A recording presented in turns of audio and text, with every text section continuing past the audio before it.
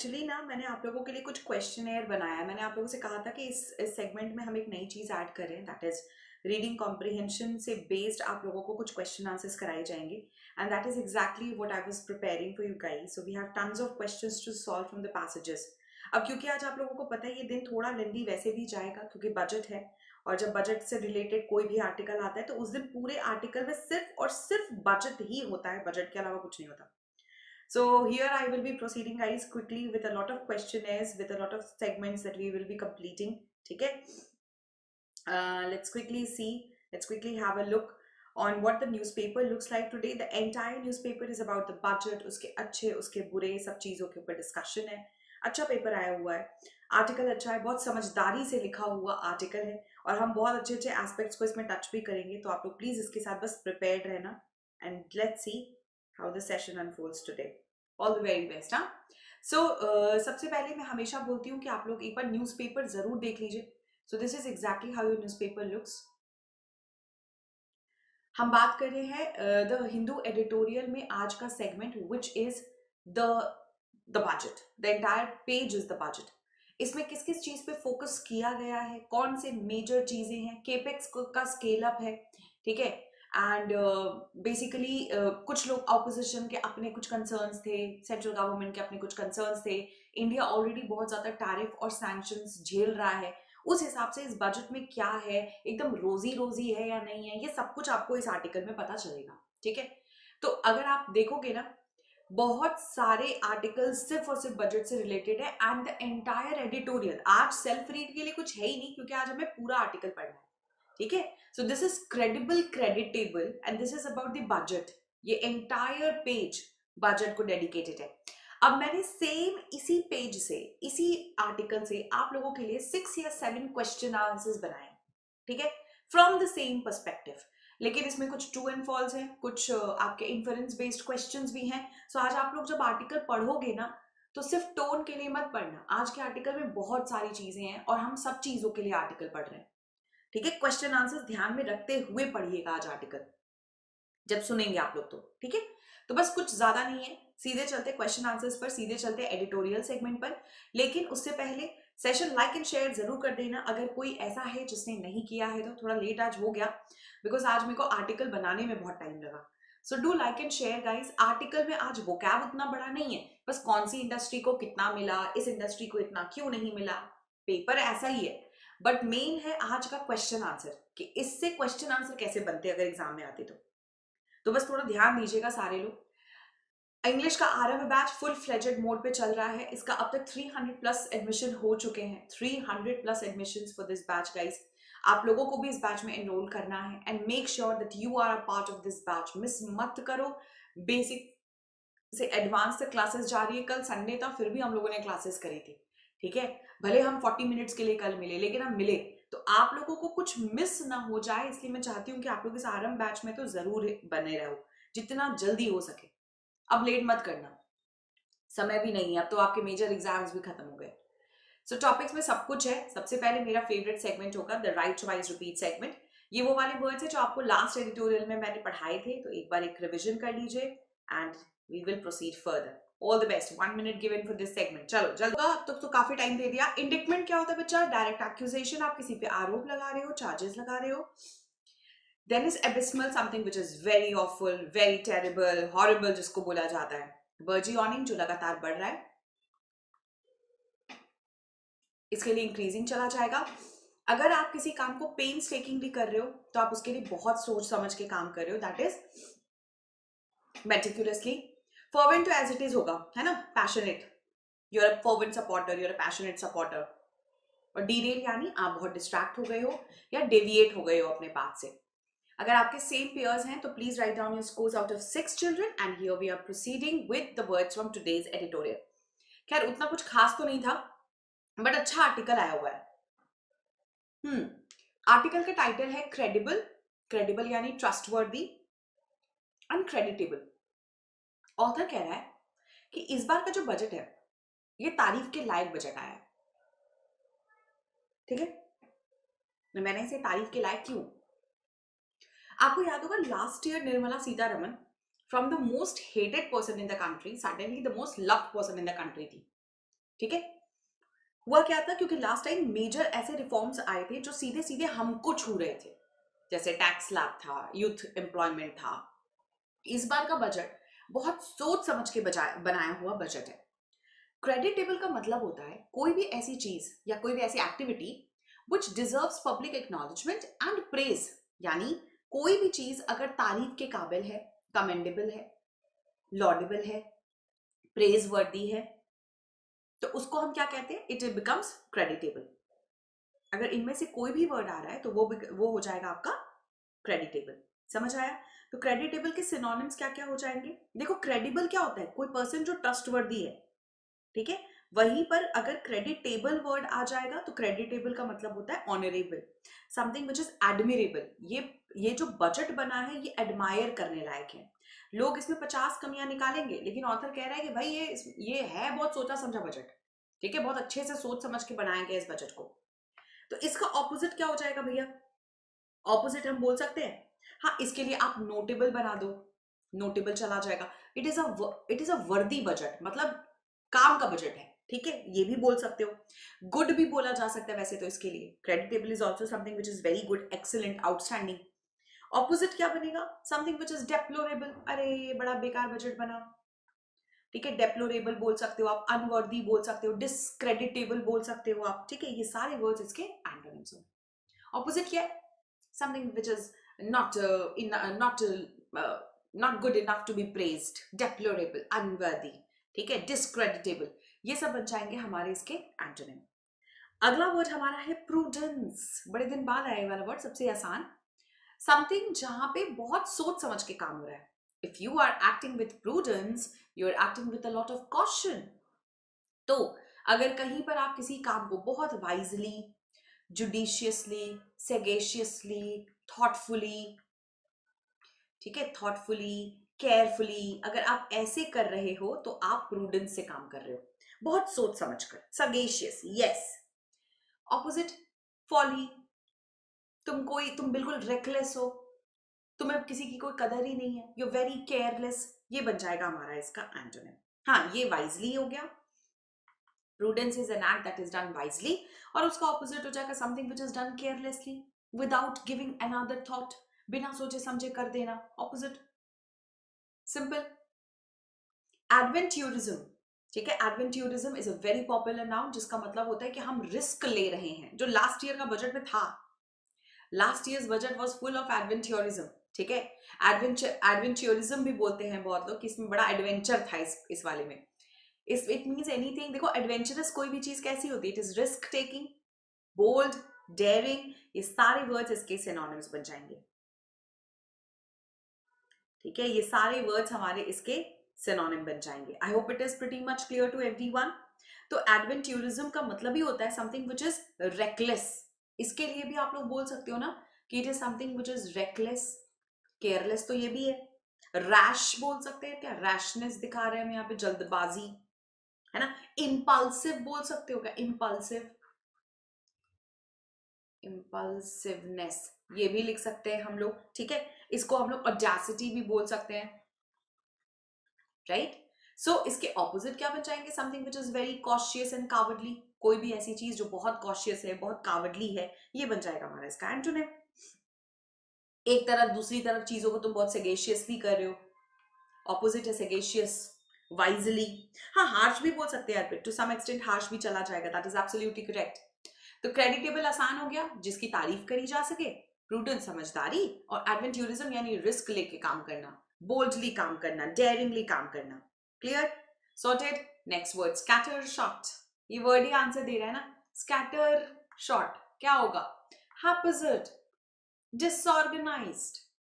अगर हमने कहा कि भैया इस बार निर्मला सीतारमण जी ने स्कैटर्ड शॉट अप्रोच लिया, मतलब हर सेगमेंट को कुछ ना कुछ मिला है, बिखरा हुआ सा, ठीक है। तो अगर आप लिखोगे तो स्कैटर शॉट के सिनोनिम्स यही होते हैं, something which is actually random, it is something which is very haphazard, scattered, disorganised, ठीक है, स्पोरैडिक, एमलेस बोल सकते हो, एमलेस चला जाएगा, स्पोरैडिक चला जाएगा, ठीक है, DIC है वहां पे, ओके। आप इसके लिए एक्सीडेंटल लिख सकते हो, हाँ जी हाँ जी, यहाँ पर एक वर्ड और चला जाएगा, दैट इज एक्सीडेंटल। ये सारे वर्ड्स हमारे इसके सिनोनिम्स बनेंगे। और इसी का ऑपोजिट क्या बनेगा? ऑपोजिट क्या होगा? सिस्टमैटिक है, अलाइंड है, रेगुलर है, ऑर्गेनाइज्ड है ना? ये बन जाएंगे हमारे इसके एंटोनिम। सिंपल। क्लियर हो गया सबको यहां तक? अगला वर्ड है प्रोपेल। आपको पता ही होगा प्रोपेल क्या करते हैं, जब हम किसी चीज को पुश करते हैं आगे की तरफ। सो इफ यू ड्राइव और पुश समथिंग फॉरवर्ड, अगर आप किसी चीज को ड्राइव कर रहे हो या एकदम आगे की तरफ पुश कर रहे हो, that is to propel. It means to move बोल सकते हो, थ्रस्ट बोल सकते हो, प्रॉम्प्ट बोल सकते हो, ड्राइव बोल सकते हो, anything which gives you stimulus, जो आपको आगे बढ़ने को बोल रही है, जो आपको पुश प्रोवाइड कर रही है, that is to propel. Ship में प्रोपेलर होता है, क्यों? क्योंकि वो पानी को पीछे भेजता है और शिप को आगे भेजता है। तो प्रोपेलर का काम ही होता है बेटा आगे धक्का देना। टू प्रोवाइड थ्रस्ट, अब थ्रस्ट भी बोल सकते हो, हाँ ठीक है। अब इसका ऑपोजिट क्या है? एक चीज तुम्हें आगे बढ़ा रही है प्रोग्रेस की तरफ, दूसरी चीज तुम्हें रोक रही है, तो रोको। रोको, कंटेन करो। कंटेन मतलब क्या होता है? किसी चीज को कंट्रोल करना। दूसरी तरफ कोई चीज कंट्रोल कर रही है, रेगुलेट कर रही है, रेस्ट्रेन कर रही है, हिंडर कर रही है, बार कर रही है, ये सारे वर्ड्स इसके एंटोनिम्स बन जाएंगे। ऑपोजिट क्या है? रोकना। प्रोपेल अगर आपको आगे की तरफ पुश कर रहा है, तो इसका ऑपोजिट बन जाएगा किसी चीज को जिसको आप रोक रहे हो, कंटेन कर रहे हो, रेगुलेट कर रहे हो। ठीक है, सिंपल वर्ड है, बहुत सिंपल। ऑफसेट, भैया बैलेंस करने की कोशिश कर रहे हैं।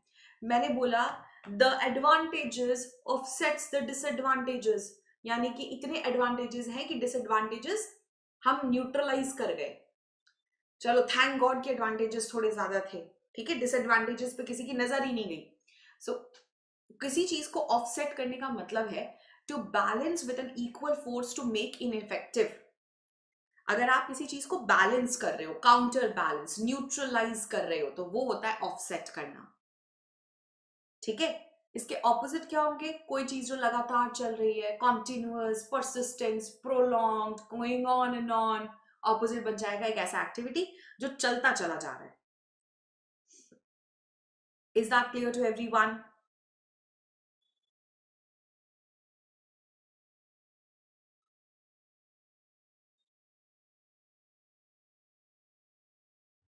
यहां तक सारी चीजें सॉर्टेड, कोई प्रॉब्लम इस पेज से? स्कैटर शॉट शायद पहली बार पढ़ रहे हो आप, मुझे लगा सिर्फ स्कैटर शॉट इकलौता वर्ड है। चलिए आगे बढ़िए। अगला वर्ड है कंसोलिडेटेड। आप लोगों को पता है कंसोलिडेशन दो तरह से यूज होते हैं, या तो आपने किसी चीज को ज्यादा स्ट्रांग बनाया है फिजिकली, और या फिर आप उसे कंबाइन कर रहे हो। आप लोगों ने कंसोलिडेटेड फर्म्स के बारे में तो सुना ही होगा। तो कोई भी चीज अगर हम उसे स्ट्रेंथेंड, सिक्योर, फोर्टिफाई कर रहे हैं, ठीक है, तो एक तो ये कंसोलिडेट हो गया, या फिर किसी चीज को कंबाइन करना, किसी चीज को मर्ज करना, किसी चीज को एमलगमेट करना, ये भी हमारा कंसोलिडेटेड हो सकता है। So if you're talking about consolidated books of accounts, you're talking about merged books, you're talking about amalgamated, या फिर strong books। ऑपोजिट, सेपरेट कर दो। एक तरफ कंबाइन कर रहे हो, मर्ज कर रहे हो, दूसरी तरफ उसे सेपरेट कर रहे हो, सेग्रीगेट कर रहे हो, डिवाइड कर रहे हो, स्प्रेड कर रहे हो, स्कैटर कर रहे हो। एक तरफ सारी चीजों को इकट्ठा और दूसरी चीजों को आप हर तरीके से स्कैटर कर रहे हो। So I hope it is pretty much clear children. यहां तक कोई भी प्रॉब्लम किसी स्टूडेंट को? पक्का? एब्सोल्युटली। नेक्स्ट वर्ड है सोब्रिटी। सोब्रिटी के दो मतलब होते हैं। एक तो यू आर नॉट ड्रंक, अगर आप एकदम सोबर हैं, हम कहते हैं ना अरे आज तो ये सोबर लग रहा है, ये ड्राइव कर लेगा, मतलब आज इसने दारू नहीं पी। तो एक होता है sobriety means someone who is not drunk. It also means a quality of being serious. Sobriety also means कि आप कितने सीरियसली किसी काम को कर रहे हो। ठीक है, ऑपोजिट क्या हो? तो इसके वर्ड्स हम कैसे लिख सकते हैं? एब्स्टिनेंस। आज एब्स्टिनेंस वन वर्ड सब्स्टिट्यूशन में आता भी है, पता है ना? एब्स्टिनेंस मतलब यू डू नॉट ड्रिंक, आप अल्कोहल नहीं कंज्यूम करते। You show abstinence towards alcohol, मतलब तुम दूर रहते हो अल्कोहल से। एंड इसके अलग जो मीनिंग्स है उसमें ग्रेविटी हो जाएगा, सीरियसनेस हो जाएगा, है ना? आप किसी भी सॉलेम बोल सकते हो, आप लोग सॉलेमनेस बोल सकते हैं आप लोग, ये सारी वर्ड्स इसके सिनोनिम्स हो जाएंगे। ठीक, ऑपोजिट फ्रिवोलस, सिली, लाइट, ये बन जाएगा हमारे इसके क्वेश्चन का एंटोनिम। कोई प्रॉब्लम? यहां तक सबको क्लियर है? अगला वर्ड है फ्रेट। फ्रेट का मतलब क्या होता है? Goods that are transported in bulk, train और शिप। हम क्या कहते हैं, फ्रेट चार्जेस होते हैं ना, तो फ्रेट चार्जेस किन के लिए लगते हैं? वो सामान जिसको हम एक जगह से दूसरी जगह भेज रहे हैं। सो ये कार्गो हो गया, हॉल हो गया, कंसाइनमेंट हो गए, गुड्स हो गए जो एक जगह से दूसरी जगह भेजे जा रहे हैं। ठीक, एक तरफ हम कहते हैं ना कि हम चढ़ा दे रहे हैं सामान, तुम वहां उतार लेना, उसी को फ्रेट बोला जाता है, उसी को फ्रेट बोला जाता है। ठीक है, तो ये बेसिकली ट्रांसपोर्ट होता है, कंसाइनमेंट, जिसको हम डिलीवरी या शिपमेंट भी बोलते हैं, जिसको डिलीवरी बोला जाता है या फिर शिपमेंट भी बोल सकते हो आप लोग। कार्गो, हॉल, कंसाइनमेंट, ये सारे वर्ड्स इसके सिनोनिम्स हैं। ऑपोजिट क्या होगा? अनलोड करना, अनबर्डन करना, डिस्चार्ज करना। ठीक है, आप इसका ऑपोजिट क्या लगाओगे? कोई भी चीज जहां पे अब आप बोझा उतार रहे हो, अब तो अनलोडिंग का समय आ गया, कार्गो में चढ़ा रहे थे, अब ऑपोजिट है अनलोड कर रहे हैं, अनबर्डन कर रहे हैं, खाली कर रहे हैं। ये सारे वर्ड्स इसके एंटोनिम्स बन जाएंगे। देख लो एक बार वर्ड्स आप लोग। इसमें सिर्फ मुझे लगता है सोबरिटी वर्ड और फ्रेट वर्ड में थोड़ा कंफ्यूजन हो सकता है, अदरवाइज कोई भी वर्ड हार्ड नहीं था। राइट? पक्का? चलो आगे आ जाओ। अगला वर्ड है fillip. Oh ma'am, your vocab provides us with a lot of Philip. Philip मतलब it actually gives us a lot of boost and stimulus, basically push. तो अगर कोई चीज आपको फिलिप दे रही है तो वो आपको कुशन प्रोवाइड कर रही है, वो आपको एक्चुअल में एक सपोर्ट दे रहा है, वो आपको बुलवर्क प्रोवाइड कर रहा है, वो आपको बटरेस प्रोवाइड कर रहा है। समझ आया? तो इसके हमारे सिनोनिम्स क्या होंगे? Stimulus, boost, impetus, incitement, excitement. Opposite dull, dampen, kill. किसी चीज को आप एकदम डैम्पन कर दिए, बर्बाद कर दिए, किसी लायक नहीं रहा, है ना, और जितनी एंथुजियाज्म था वो खत्म हो गया। That is the opposite of the term fillip. दूसरी तरफ डिस्करेजमेंट लिख सकते हो, यहाँ पे एक वर्ड और चला जाएगा, दैट इज डिस्करेजमेंट। ये सारे वर्ड्स इसके एंटोनिम हो जाएंगे।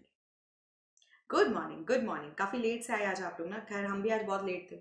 आज सेशन ही स्टार्ट हुआ 25 पर, 7:25, बहुत डिले हो गया था आज। आज क्वेश्चन आंसर बहुत सारे बनाने थे। मैंने आपसे आज प्रॉमिस किया था, सुनो अब, ये वोकैब्स थे आपके, एंड आई होप आपने एंजॉय किया होगा, वोकैब्स अच्छे भी थे। ज्यादा एंजॉय तुम आर्टिकल पढ़ते वक्त करोगे, तो एक बार लाइक और शेयर सारे बच्चे अब मिलकर फाइनल कर लो। अब सुनो मेरी एक बात बहुत जरूरी, हम आज के आर्टिकल में डिस्कस कर रहे हैं क्वेश्चन आंसर्स भी। आज से एक सेगमेंट और ऐड हो रहा है। इस सेगमेंट में हर रोज जो आर्टिकल पढ़ाया जाएगा उस आर्टिकल से कुछ क्वेश्चन आंसर्स बनाए जाएंगे जो एग्जाम पर्सपेक्टिव से इंपॉर्टेंट है। ये ध्यान में रखकर आज का पेपर स्टार्ट कर रहे हैं हम लोग, तो बहुत ध्यान से सुनना। आज 7 क्वेश्चन आंसर्स है टोटल ना, शायद, हाँ 7 क्वेश्चन आंसर्स है। तो 7 क्वेश्चन आंसर्स को आंसर करने के लिए आपका उतना ध्यान भी पैसेज में होना चाहिए। तो जैसे ही पैसेज खत्म होगा, पैसेज से ठीक रिलेटेड हम आपसे कुछ क्वेश्चंस पूछेंगे। ठीक है, इसमें सब तरह के क्वेश्चन है, इन्फरेंस बेस्ड क्वेश्चन है, डायरेक्ट इनडायरेक्ट है, ट्रू फॉल्स है, tone of the passage, article का स्ट्रक्चर, सब कुछ है। सो आप लोग प्रिपेयर रहिएगा and trust me you will love it. वैसे तो आज का आर्टिकल सिर्फ एक ही चीज पर आता है, जब भी बजट आता है, कल सब बैठे थे टीवी स्क्रीन खोलकर, क्रेडिबल बजट था तो ये बजट काफी ट्रस्टवर्दी और क्रेडिटेबल भी था। क्रेडिटेबल यानी प्रेज वर्दी। ऑथर कह रहा है ये बजट जो था ये तारीफ के लायक था।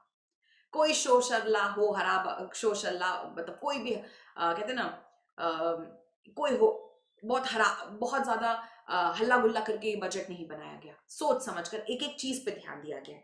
What is it? हाँ, आरसी के क्वेश्चंस होंगे। The budget chose prudence. इस बार के बजट ने वाइज तरीके से बजट बनाया ओवर एडवेंचरिज्म। रिस्क नहीं लिया सरकार ने इस बार, रह भी नहीं सकती इस बार।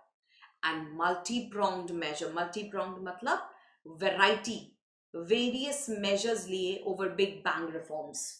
बड़े बड़े रिफॉर्म्स नहीं गए, रातों रात ये हटा दो, रातों रात वो चढ़ा दो, ये सब कुछ नहीं हुआ इस बार बजट में। इस बार बजट काफी मल्टी प्रोंग्ड था, हर सेक्टर को टच किया इस बजट ने इस बार, एंड काफी सोचा समझा बजट था, मतलब उनको पता था वो लोग क्या कर रहे हैं। क्या हुआ है आइए देखते हैं। Where budget 2025 was largely dominated by the income tax rate and slab relaxation, एक तरफ जहां जो बजट 2025 है वो लार्जली डोमिनेटेड है बाय इनकम टैक्स रेट और स्लैब रिलैक्सेशन, बजट 2026 अलग था। It has done away with big bang measures. यहाँ बड़े बड़े मेजर्स की बात नहीं हुई, बड़ी बड़ी चीजों की बातें नहीं हुई। Instant it's scatter shot approach, इसकी अप्रोच काफी बिखरी हुई सी थी, through various sectoral and issue based measures, जिसमें बहुत सारे सेक्टोरल और इशू बेस्ड मेजर्स लिए गए। When taken together it is aimed eight propelling India's growth over the mid term, over the medium term. When taken together, जिसको अगर हम एक साथ लें तो ये एक्चुअल में इंडिया की ग्रोथ को पुश करने के लिए बजट था over the medium term. Given the level of Jio economic and Jio political uncertainty, अगर हम देखें तो जियो इकोनॉमिक और जियो पॉलिटिकल अनसर्टेनिटी इतनी ज्यादा है, बाहर बहुत कुछ चल रहा है भाई देश के, that the Indian economy faces this diffused approach is likely a more effective policy. Author खुद ही कह रहा है कि जिस तरीके की अप्रोच लिया है इस बार निर्मला सीतारमन की सरकार ने वो बहुत इफेक्टिव है than targeted big bang announcements. इस बार बहुत बड़े बड़े अनाउंसमेंट्स नहीं थे और जरूरी भी था ये। This is not the time for further disruption. Author कह रहा है हम इस समय और ज्यादा अपनी कंट्री को डिसरप्ट नहीं कर सकते। Budget 2026 contains announcements for the manufacturing sector. ये जो बजट है इसमें अनाउंसमेंट हुआ किसके लिए? फॉर द मैन्युफैक्चरिंग सेक्टर, जैसे various services sector as well as particular provisions to help labour intensive sector जैसे टेक्सटाइल और लेदर। टेक्सटाइल और लेदर इंडस्ट्री को काफी सपोर्ट मिला है इस बजट में, स्पेशली वो सेक्टर्स जहां लेबर डायरेक्टली इन्वॉल्व होते हैं। In terms of manufacturing industry की अगर हम बात करें तो the budget includes measures covering 7 well thought out areas. 7 areas को बहुत अच्छे से कवर किया इस बजट ने।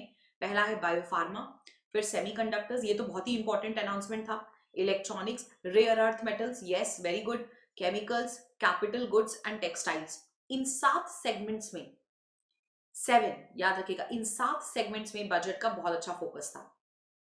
Semiconductor and electronics manufacturing are few sectors that have gained from government's existing PLI schemes.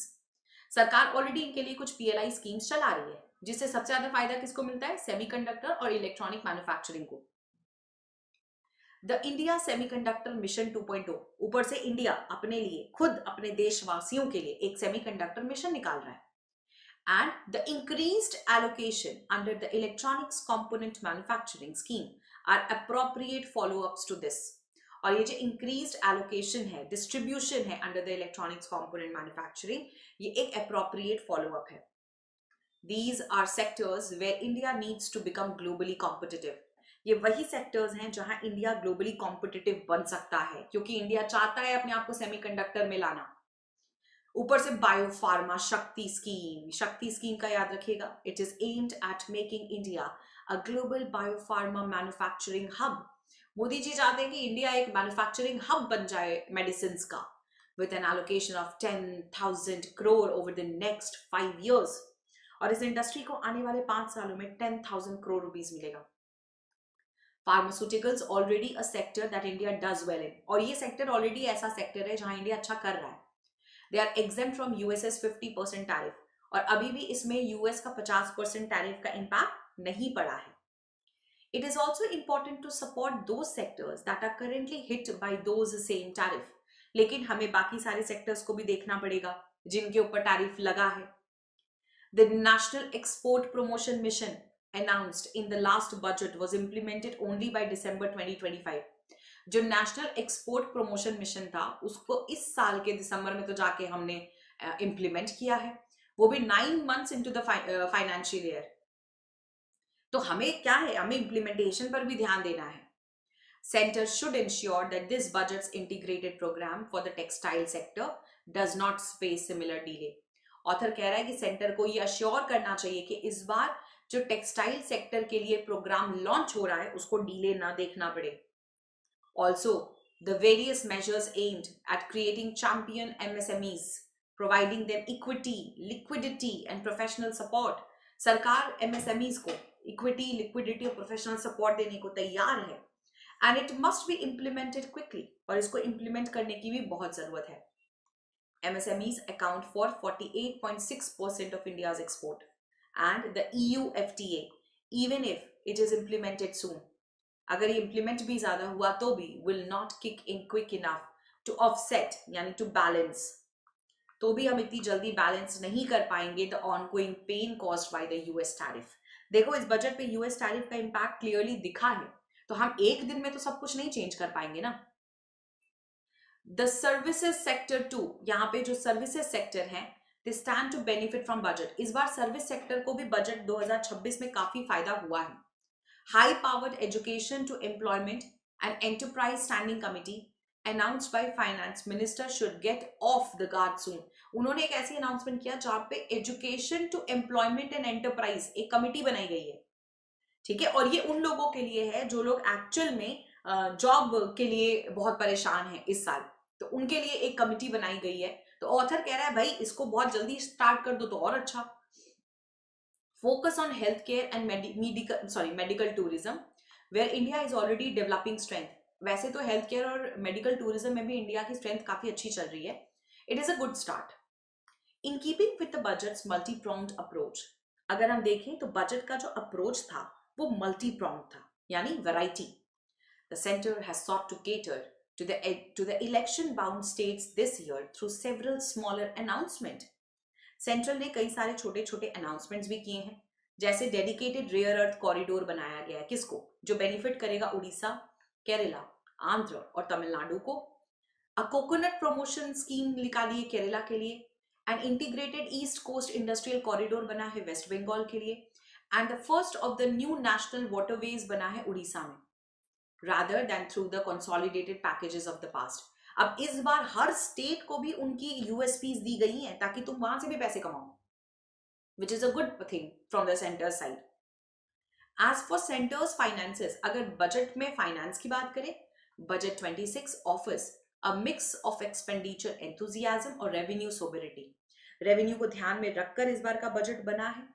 The capital expenditure push जो आया है, especially with regard to infrastructure creation, especially जहां इंफ्रास्ट्रक्चर क्रिएशन की बात है, it has continued perhaps in reaction to the realization that current conditions do not encourage private investment।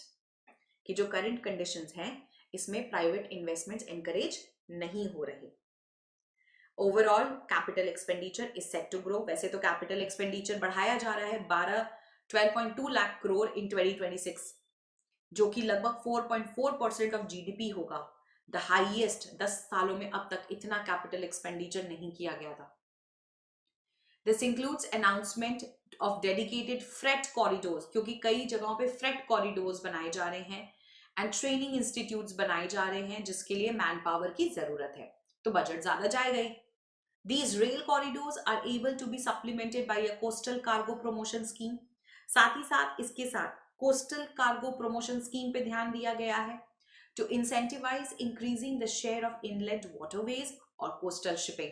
और coastal shipping ऐसा नहीं है कि सिर्फ रेलवेज पे ध्यान गया है, कोस्टल शिपिंग पे भी बहुत ध्यान दिया गया है।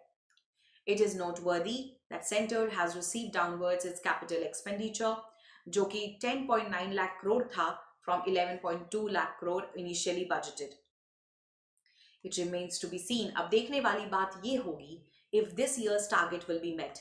क्या इस साल के टारगेट हम पूरे कर पाएंगे? But even coming close will provide a substantial fillip to the economy।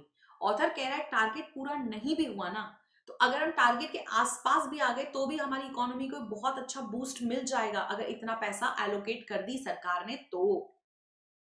Revenue front की अगर हम बात करें जहां से पैसा कमाया जाएगा, the centre did not announce any major tax cut. इस बार टैक्स कट नहीं थे किसी इंडिविजुअल के लिए। 2019 और 25 रेस्पेक्टिवली देखा जाए, corporations and individuals receive substantial tax relief.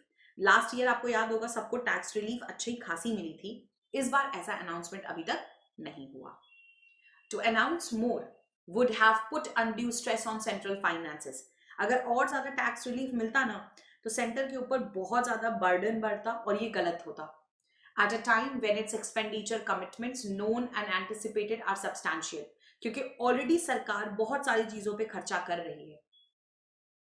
However, while direct taxes have largely received procedural improvements, The budget has included a slew of matlab it has included a series of indirect tax relaxation for the promotion of marine, leather and textile products exports and speeding up India's energy transition. साथ ही साथ the tax revenue projections are largely sober, साथ ही साथ जो tax revenue के projections हैं वो भी काफी सोबर हैं.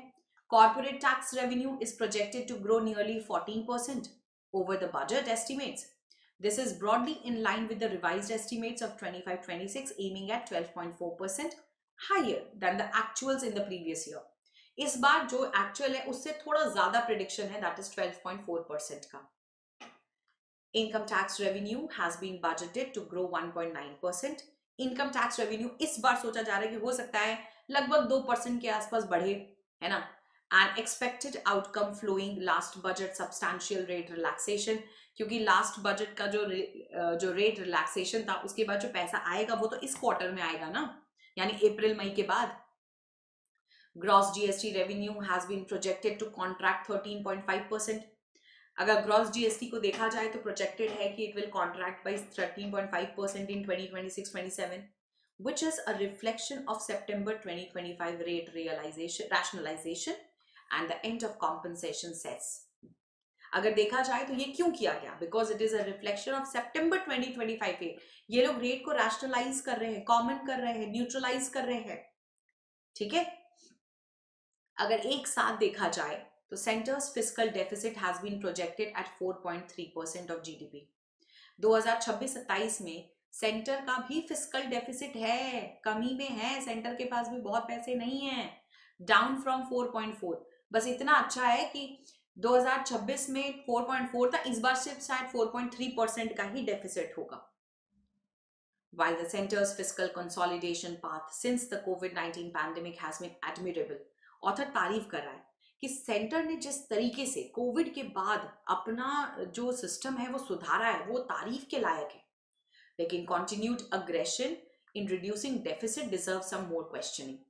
ऑथर कह रहा है कि लेकिन हमें सोच समझकर डेफिसिट रिडक्शन के लिए सोचना पड़ेगा. Even the economic survey argued for some fiscal flexibility for the center given the geo-economic and geopolitical condition. लेकिन जियो इकोनॉमिक और जियो पॉलिटिकल अगर कंडीशन को देखा जाए तो कई जगहों पर फिस्कल फ्लेक्सिबिलिटी पर सवाल उठे. Overall the budget 2026 may disappoint those looking for massive tax relief or subsidies. 2026 में उन लोगों को डिसअपॉइंटमेंट जरूर मिला है जो सोचे थे कि बहुत ज्यादा टैक्स रिलीफ मिल जाएगा, but is nevertheless a credible and creditable effort. लेकिन ऑथर कह रहा है हर साल थोड़ी ना टैक्स बेनिफिट आपको मिलेगा. अरे भाई लास्ट ईयर ही तो मिला था, तो वो टैक्स बेनिफिट अभी भी कंटिन्यू है, ऐसा तो है नहीं कि उसको हटा दिया गया. इस बार दूसरे सेक्टर्स पर भी बहुत फोकस किया गया, इसमें डिफेंस भी एक बहुत मेजर रोल प्ले करता है. ठीक है. सो ये था आपका आज का आर्टिकल. ऑथर खुद ही कह रहा है कि इस बार का सरकार ने, वैसे हिंदू में अगर ऑथर तारीफ कर रहा है तो समझ लेना सच में कुछ बहुत अच्छा है. अब आइए आप लोग क्वेश्चन आंसर्स पर. आप लोगों ने पैसेज तो पढ़ लिया, ठीक है. यहां पर एक होमवर्क था एरर का, द फायर्स हैड बिकम होगा, ये हो चुका है एक्शन. ठीक है. तो जो पास्ट एक्शन था वहां तो आप लोगों ने सिंपल सिंपल सिंपल पास्ट में काम कर लिया, but fires had become a disturbingly routine phenomena in the city. Had become होगा. ये आज का होमवर्क है, पहले स्क्रीनशॉट ले लो आप लोग, सारे स्टूडेंट्स पहले इसका स्क्रीनशॉट लो, फिर क्वेश्चन आंसर्स ध्यान से सुनना. आप सब लोग स्क्रीनशॉट लीजिए, सब लोग. सबने स्क्रीनशॉट ले लिया ऊपर वाला, ये आपका होमवर्क है आज का. अब आओ आप लोग क्वेश्चन आंसर्स पर. आपका पहला सवाल, this is budget 2026. What is the central theme of the passage? आपके हिसाब से इस पैसेज का सेंट्रल थीम क्या होगा? अभी आ रहे Shashank, Arpit, I am coming to the tone. Good morning Shashank. What is the central theme of the passage?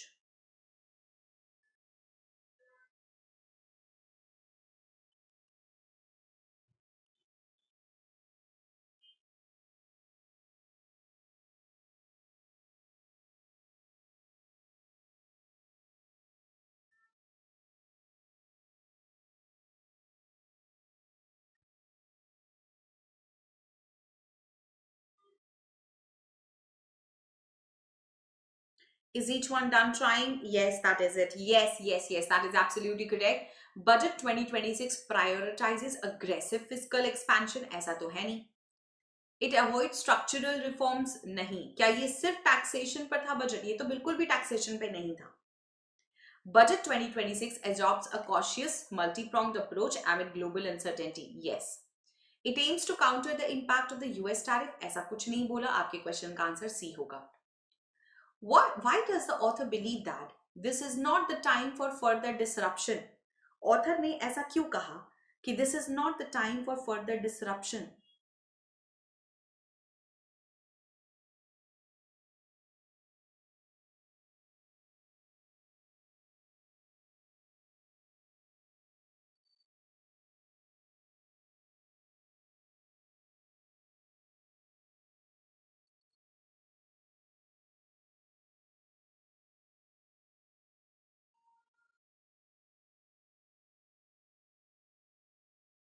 Is everyone done? Yes. क्यों? Why? Because India has already achieved economic stability. ऐसा लिखा है पैसेज में कहीं पर कि इंडिया को इकोनॉमिक स्टेबिलिटी मिल चुका है? नहीं. बिग बैंग रिफॉर्म्स क्या पास्ट में फेल हुए? नहीं. Global geo economic and Jio political uncertainty, ये प्रॉब्लम है. इस वजह से हम और ज्यादा कुछ नहीं कर सकते इस बजट में. नो बुकिया, the private sector is unwilling to invest. ऐसा पैसेज में मेंशन नहीं है ना, तो जो पैसेज में नहीं है वो आंसर भी नहीं होगा. The next, which of the following sectors is not explicitly mentioned as part of the 7 manufacturing focuses? वो कौन सा ऐसा सेक्टर है जिसको आपको याद है 7 सेक्टर्स में फोकस था? कौन सा इनमें से नहीं था फोकस में? इनमें से किस सेक्टर पे फोकस नहीं किया गया?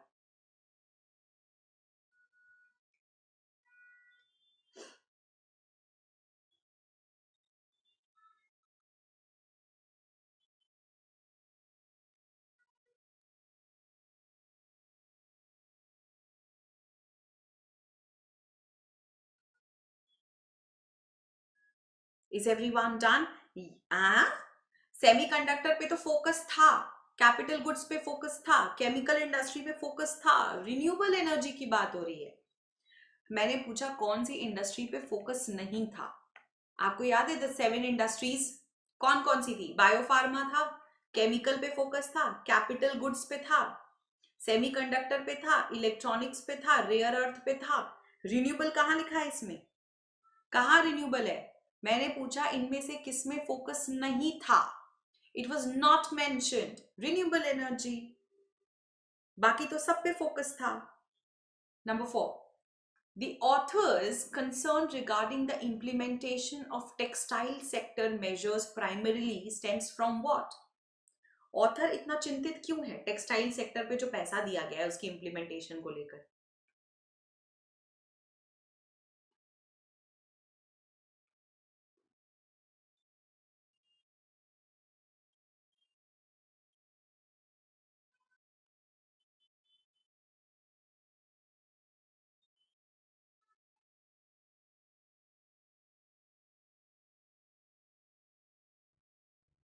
क्योंकि पहले के प्रोजेक्ट्स में ऑलरेडी बहुत डिले देखा जा चुका है.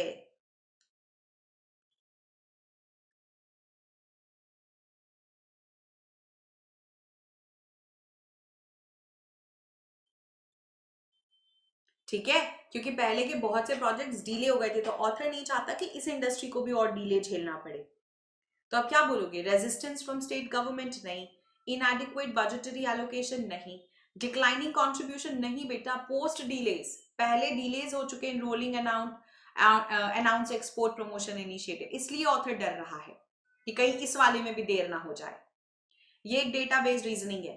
Why does the author argue that the EU FTA will not immediately alleviate MSME's export related stress? Author क्यों कहता है कि EU FTA एकदम से MSMEs की प्रॉब्लम्स को सॉल्व नहीं कर पाएगा? क्यों, आपको क्यों लगता है ऑथर ऐसा कह रहा है?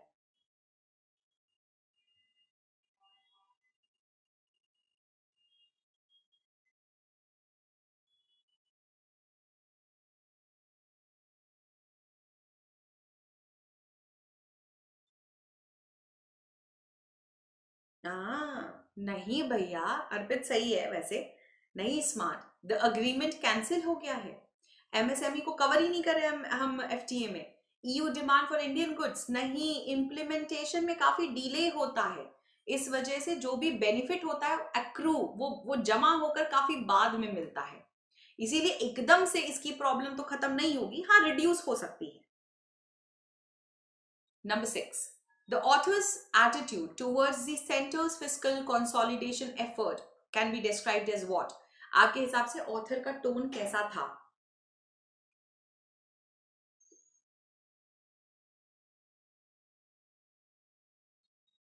ऑथर का टोन कैसा था?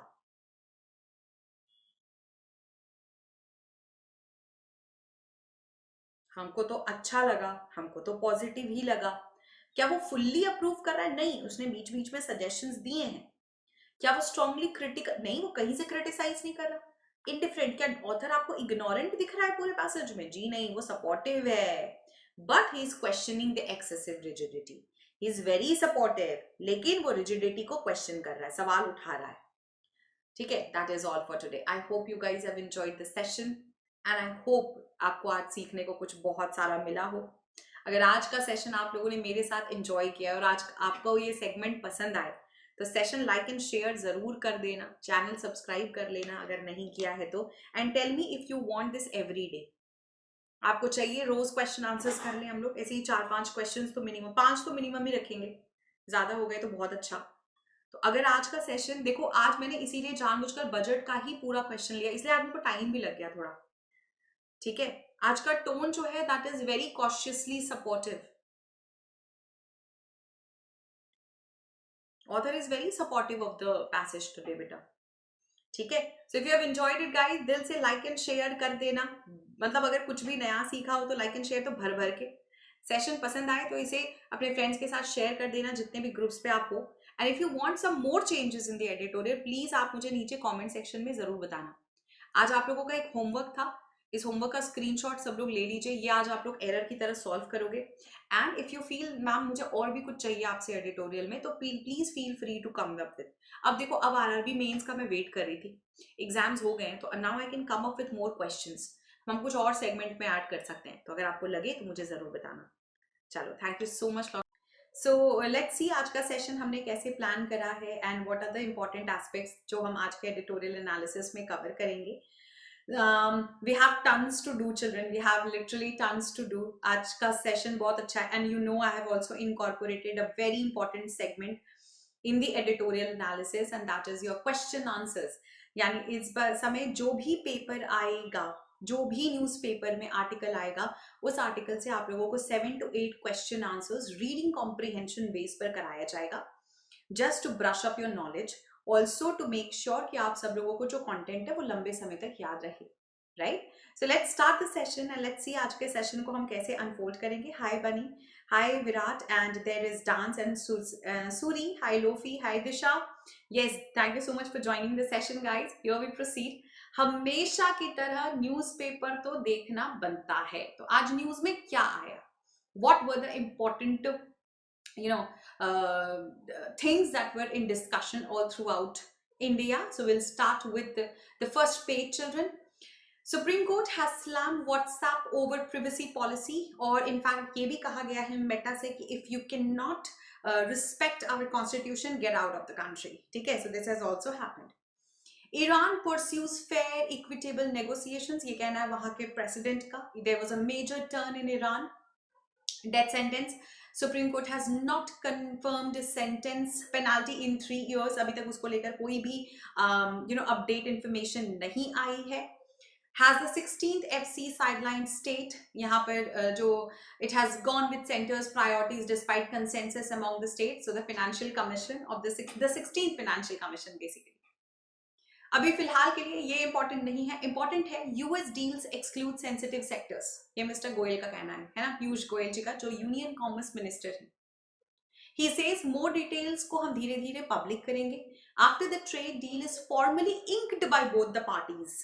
Inked by both the parties यानी कि जब तक ये डील पेपर पे नहीं आ जाएगा हम लोगों से सारी जानकारी नहीं देंगे, we will wait till the deal is finally signed and on paper. The next article is critical lifeline. यहाँ पर आप जो देख रहे हो वो फिशरमैन है, वो cast his net near the newly built Guwahati North Guwahati bridge over the Brahmaputra river. ठीक है.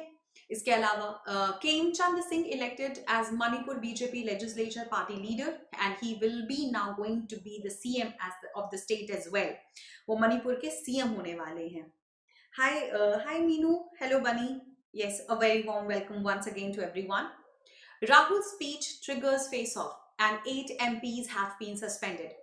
Prime Minister is compromised. Rahul ji का कहना था कि जो प्राइम मिनिस्टर है उन्होंने कॉम्प्रोमाइज किया है अंडर प्रेशर, इसीलिए यूएस के साथ ये ट्रेड डील हो रही है. ठीक है. After not being allowed to speak on the unpublished memoir of former Army Chief General Manoj Narwane in Parliament, Rahul Gandhi alleged that Prime Minister Modi was compromised because he was under a lot of pressure. उन्होंने give away कर दिया, उन्होंने give up कर दिया, give in कर दिया, surrender कर दिया प्रेशर में. 8 MP अभी तक सस्पेंड हो चुके हैं बाय द वे. ओके. अब आइए editorial. So what I am going to teach you is about what everyone is talking, जो सब बात कर रहे हैं. Yes, the India-US trade deal. इसी से आज क्वेश्चन आंसर्स भी बने हैं. ये जो आर्टिकल है, इस आर्टिकल को आज हम लोग डिटेल में डिस्कस करेंगे. और इसके बाद आता है अनफ्रेंडली वाइब्स वाला आर्टिकल. इसके बाद आता है आपका अनफ्रेंडली वाइब्स वाला आर्टिकल, जो कि पॉलिटिक्स है. आप सबको पता है आईसीसी T20 वर्ल्ड कप को लेकर कोई प्लेयर आ रहा है, कोई जा रहा है, इसको लेकर बहुत ज्यादा डाउट्स चल रहे हैं. सो yes, the politics is playing an oversized role in ICC T20 World Cup. तुमको नहीं चाहिए ये आर्टिकल, तुमको चाहिए ये आर्टिकल एंड इन साइट. ठीक है. तो ये तो आपने देख लिया. अब आइए चलिए हम लोग हमारे सेगमेंट को भी एक बार अच्छे से पढ़ लें. So I hope everyone is ready for the 4th of Feb editorial analysis. All you will have to do is like. Guys, पहली बार आ रहे हो, दूसरी बार आ रहे हो, सेशन लाइक एंड शेयर जरूर करो और चैनल सब्सक्राइब कर लीजिए. सो इनिशियली हम स्टार्ट कर रहे हैं हमारे आरएम बैच से. इसमें 300 से ज्यादा एडमिशन अब ऑलरेडी हो चुके हैं. ये हर रोज बढ़ रहा है. आज 317 पे पहुंच चुका है एडमिशन का नंबर. सो गाइज, मैं आप लोगों से रिक्वेस्ट करूंगी, अगर बेसिक से एडवांस तैयारी कर रहे हो, अगर लग रहा है मैम आरबीआई भी करना है, एसबीआई भी करना है, आईबीपीएस भी करना है, आरआरबी का मेंस भी करना है, तो बेसिक स्ट्रॉन्ग तो होना ही चाहिए, तगड़ा तो होना ही चाहिए. इसलिए मैं आप लोगों से रिक्वेस्ट कर रही हूँ सबसे कि बेटा पहले तो कोशिश करो कि जितनी हो सके आप लोग आरएम बैच की क्लासेस देखो. The word says all, it is RM, it is your start to English like never before, like never before. So make sure that RM का हिस्सा आप लोग बनो. Price is also not very much, it is only 699. So make sure that you are a part of this batch as well. Also सब सारे topics cover कर रहे हैं. ये लास्ट डे के वोकैब्स थे, एक रिविजन करो. ये वो वर्ड्स हैं जिसको हम कहते हैं the right revise repeat segment. यहां हम लास्ट डे के एडिटोरियल वर्ड्स को रिवाइज करते हैं. सो ये रहे आपके वर्ड्स. एक जल्दी से पेयर बनाओ, मैच द कॉलम करो, फिर हम आगे बढ़ेंगे. Come on guys, everyone please focus. Hi Samar, hello Himalaya, hello hello hello guys. Do like and share guys, do like and share.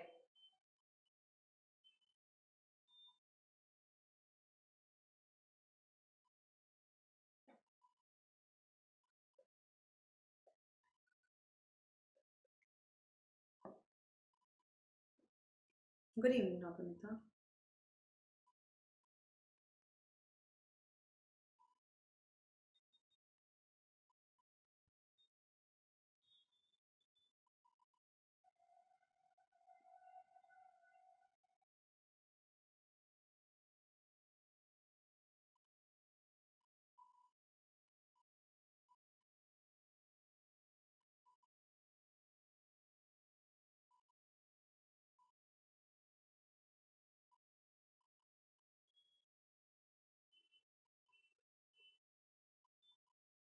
Is everyone done? I think there are answers coming up, children. There are answers coming up.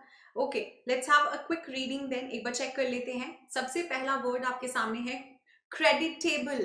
Creditable का मतलब क्या होता है? एक ऐसा person जो बहुत ही commendable job कर रहा है. A person who is doing a very commendable job. तो पहले तो आई हो गया. फिलिप क्या होता है? जब हम किसी को बूस्ट प्रोवाइड करते हैं तो एफ के लिए आपका बन गया जी. सोबरिटी यानी आप अल्कोहल नहीं पीते, आप सोबर हो, you are showing abstinence from alcohol और ड्रिंकिंग, एफ हो गया। स्कैटर शॉट, वर्ड ही आंसर दे रहा है, हैप्पीजर्ड, इधर उधर बिखरा हुआ। प्रूडेंस यानी सोच समझ के करना, यानी वाइज, जुडिशियस, सगेशियस। और एडवेंचरिज्म मतलब something which is very very very daring, something which is very bold, adventure जैसा। तो ये हो गया जे। If your pair is the same, yes you have secured 6 out of 6। ये लास्ट डे के वर्ड्स हैं। अब एडिटोरियल नहीं, वो क्या, the editorial timing is 7 AM morning, but I am undergoing a treatment for some problem with my body. I am not very well right now, as you can see from my face. So I'm undergoing a treatment for which I have been advised complete bed rest. But I feel better by the evening because sham tak I feel okay. So I have decided to take editorial daily, but at 9 PM for this week only. For only this week. उसके बाद normal time पे 7 बजे से next week start हो जाएगा. So I hope it is clear. Yes, I am taking medicine, Samar. Thank you so much for asking. Thank you. Now come up here, guys. आज का पहला word. The first word for today is audial. Oh my God, man, he has only seen audial in his life. Cinderella had a very audial life, है ना? Yes, she has only seen audial in her life. Audial का मतलब ही होता है दुख, दर्द, पीड़ा. It is a painful experience. तो सिंडरेला का जो एक्सपीरियंस था वो काफी पेनफुल था, yes or no? It was like a tribulation. हम बोल सकते हैं that she had suffered tribulation, trial, test, nightmare, trauma, है ना? It was misery. हम बोल सकते हैं कि उसको misery झेलना पड़ा. She was in a lot of trouble. हम बोल सकते हैं pain. हम बोल सकते हैं agony. ये सारे words हैं ordeal के synonyms. It's a very negative term. So if someone's life is filled with ordeal, it is filled with sadness, agony, torment. Yes. अच्छा, इसका opposite क्या होगा? इसका opposite क्या होगा? Something where you only see happiness, pleasure, joy, है ना? Merry, अगर कहीं पर वही ecstatic feeling है, ecstatic feeling है, feeling of joy, pleasure, happiness है ना? उसको हम कहते हैं इसका antonym. This will become the antonym of the term. Simple word. The next word is palpable, something that you can touch, like this is a pen and this is palpable, this is touchable. तो कोई भी ऐसी चीज जो tangible है, जिसको तुम पकड़ सकते हो, feel कर सकते हो, something that is able to be touched or felt is palpable. जैसे anything which is perceptible, tangible and touchable, है ना? हाँ जी. अब इसका opposite क्या है? That you cannot touch. Something which is abstract, inform, imperceptible. इसको percept ही नहीं कर सकते, सोच ही नहीं सकते. Love एक ऐसा फॉर्म है which is intangible. अब मुझे दिख थोड़ी ना रहा है कि प्यार कैसा होता है ना? Intangible, it is something which is imperceptible, जिसको न छू सकते हो, न देख सकते हो, बस महसूस कर पाओगे. ठीक है? सिंपल सा वर्ड है. अगला word ambiguity, where you have something which is very unclear, something which is very vague. ठीक है? हम इसको obscure बोल सकते हैं, हम इसको hazy बोल सकते हैं, right? We can also say something which is very hazy. ये सारे words बन जाएंगे ambiguous के synonyms. Ambiguous इसी का adjective form है, ambiguity noun form है. ठीक है? इसके लिए आप लोग बोल सकते हो something which is very equivocal. ठीक है? Enigmatic. यहाँ enigmatic word चला जाएगा, यहाँ पे obscure word चला जाएगा, यहाँ पे cryptic word चला जाएगा. ये सारे इसके synonyms हैं. Opposite क्या है? Opposite क्या है? Clarity बोल सकते हो. Opposite clarity, transparency, clearness, certainty, sureness. अगर ये चीज cryptic है तो इसका मतलब ये uncertain है.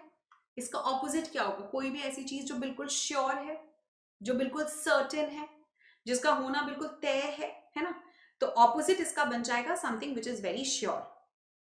Good evening Abhishek. Is that clear children? एक बार सारे वर्ड्स चेक कर लो. सिंपल सिंपल वर्ड्स हैं. क्रिप्टिक जाएगा. Cryptic is something which you can not decode. तो वो तो अनक्लियर हुआ ना, एम्बिगुअस. जैसे cryptic messages are send on WhatsApp, फिर उसको स्कैन करते हो क्योंकि स्कैनर जैसा होता है, फिर उससे तुम मैसेज डिकोड करते हो. It is something that is not understood, तो it is ambiguous. Yes everyone sorted? Yes, easy थे ना यहाँ के वर्ड्स. अगला वर्ड है ट्रांश. TRANCHE. ये बेसिकली एक छोटा पोर्शन होता है. स्पेशल जैसे कि मान लीजिए मेरे पास 20 करोड़ रुपए हैं. अब 20 करोड़ रुपए में से, ठीक है, हम अगर बोल रहे हैं कि मैं तुम्हें सिर्फ और सिर्फ 10 लाख रुपए दूंगा, तो तुम बोलोगे ma'am you have given me only a division of the entire money. आपने तो 10 CR रख लिया और आपने मुझे सिर्फ 10 लाख रुपीज दिया. This is a tranche of 10 crore. It is a piece. It is a slice, section, bit. ये तो सिर्फ उसका एक छोटा सा हिस्सा है. समझ में आया? So that is the word tranche. ठीक है. So it is something which is very very very, it's like a share. आप बोल सकते हो it is like a share. It is like a portion. ये एक पोर्शन है, शेयर है, परसेंटेज है ना, स्लाइस है, सेगमेंट है. It is like a segment. Clear? Fragment बोल सकते हो आप इसको. You can also use the word fragment. So I hope the words are very clear so far. Any problem? कोई दिक्कत तो मुझे जरूर बताइएगा. अगला वर्ड है assertion. Assertion क्या होता है? Something where you are very confident with forceful statements. I assert he is a criminal. मतलब I declare, I state, I claim that he is a criminal. मैं बोल रही हूँ कि वो क्रिमिनल है. I can claim that he is a criminal. Is that clear? अगला word है, इसके एंटोनिम क्या होंगे? एक ऐसी जगह जहां तुम स्टेट कर रहे हो, डिक्लेयर कर रहे हो, क्लेम कर रहे हो. प्रोक्लेम भी बोल सकते हो. हिमालय. यस यस, प्रोक्लेम भी चला जाएगा. तुम मुझे ये बताओ कि इसका ऑपोजिट क्या होगा? Dispute, question. एक जगह तो तुम कॉन्फिडेंट हो, दूसरी जगह तुम सवाल उठा रहे हो, दूसरी जगह तुम डिस्प्यूट में हो. That is the antonym of the word. यहां तक किसी को कोई भी प्रॉब्लम? पक्का? The next word is boiled. आप लोगों को पता ही होगा, बॉइलिंग एक फोर्स होती है. वो क्या होता है, जैसे पानी अगर जा रहा है, अगर आप यहाँ पानी है और यहाँ पर एक बॉल है, ठीक है, एक छोटी सी बॉल है यहाँ पे, तो आपको पता है बॉल को पानी भी डूबने नहीं देता. इसको अपथर्स्ट फोर्स कहते हैं.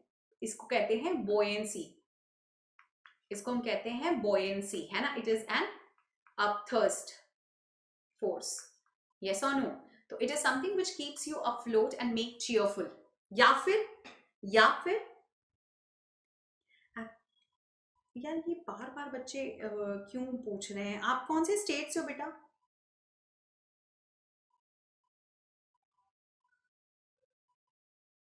और आप एपिक्स बोल रहे हो, आप एपिक्स बैंक की बात कर रहे हो ना,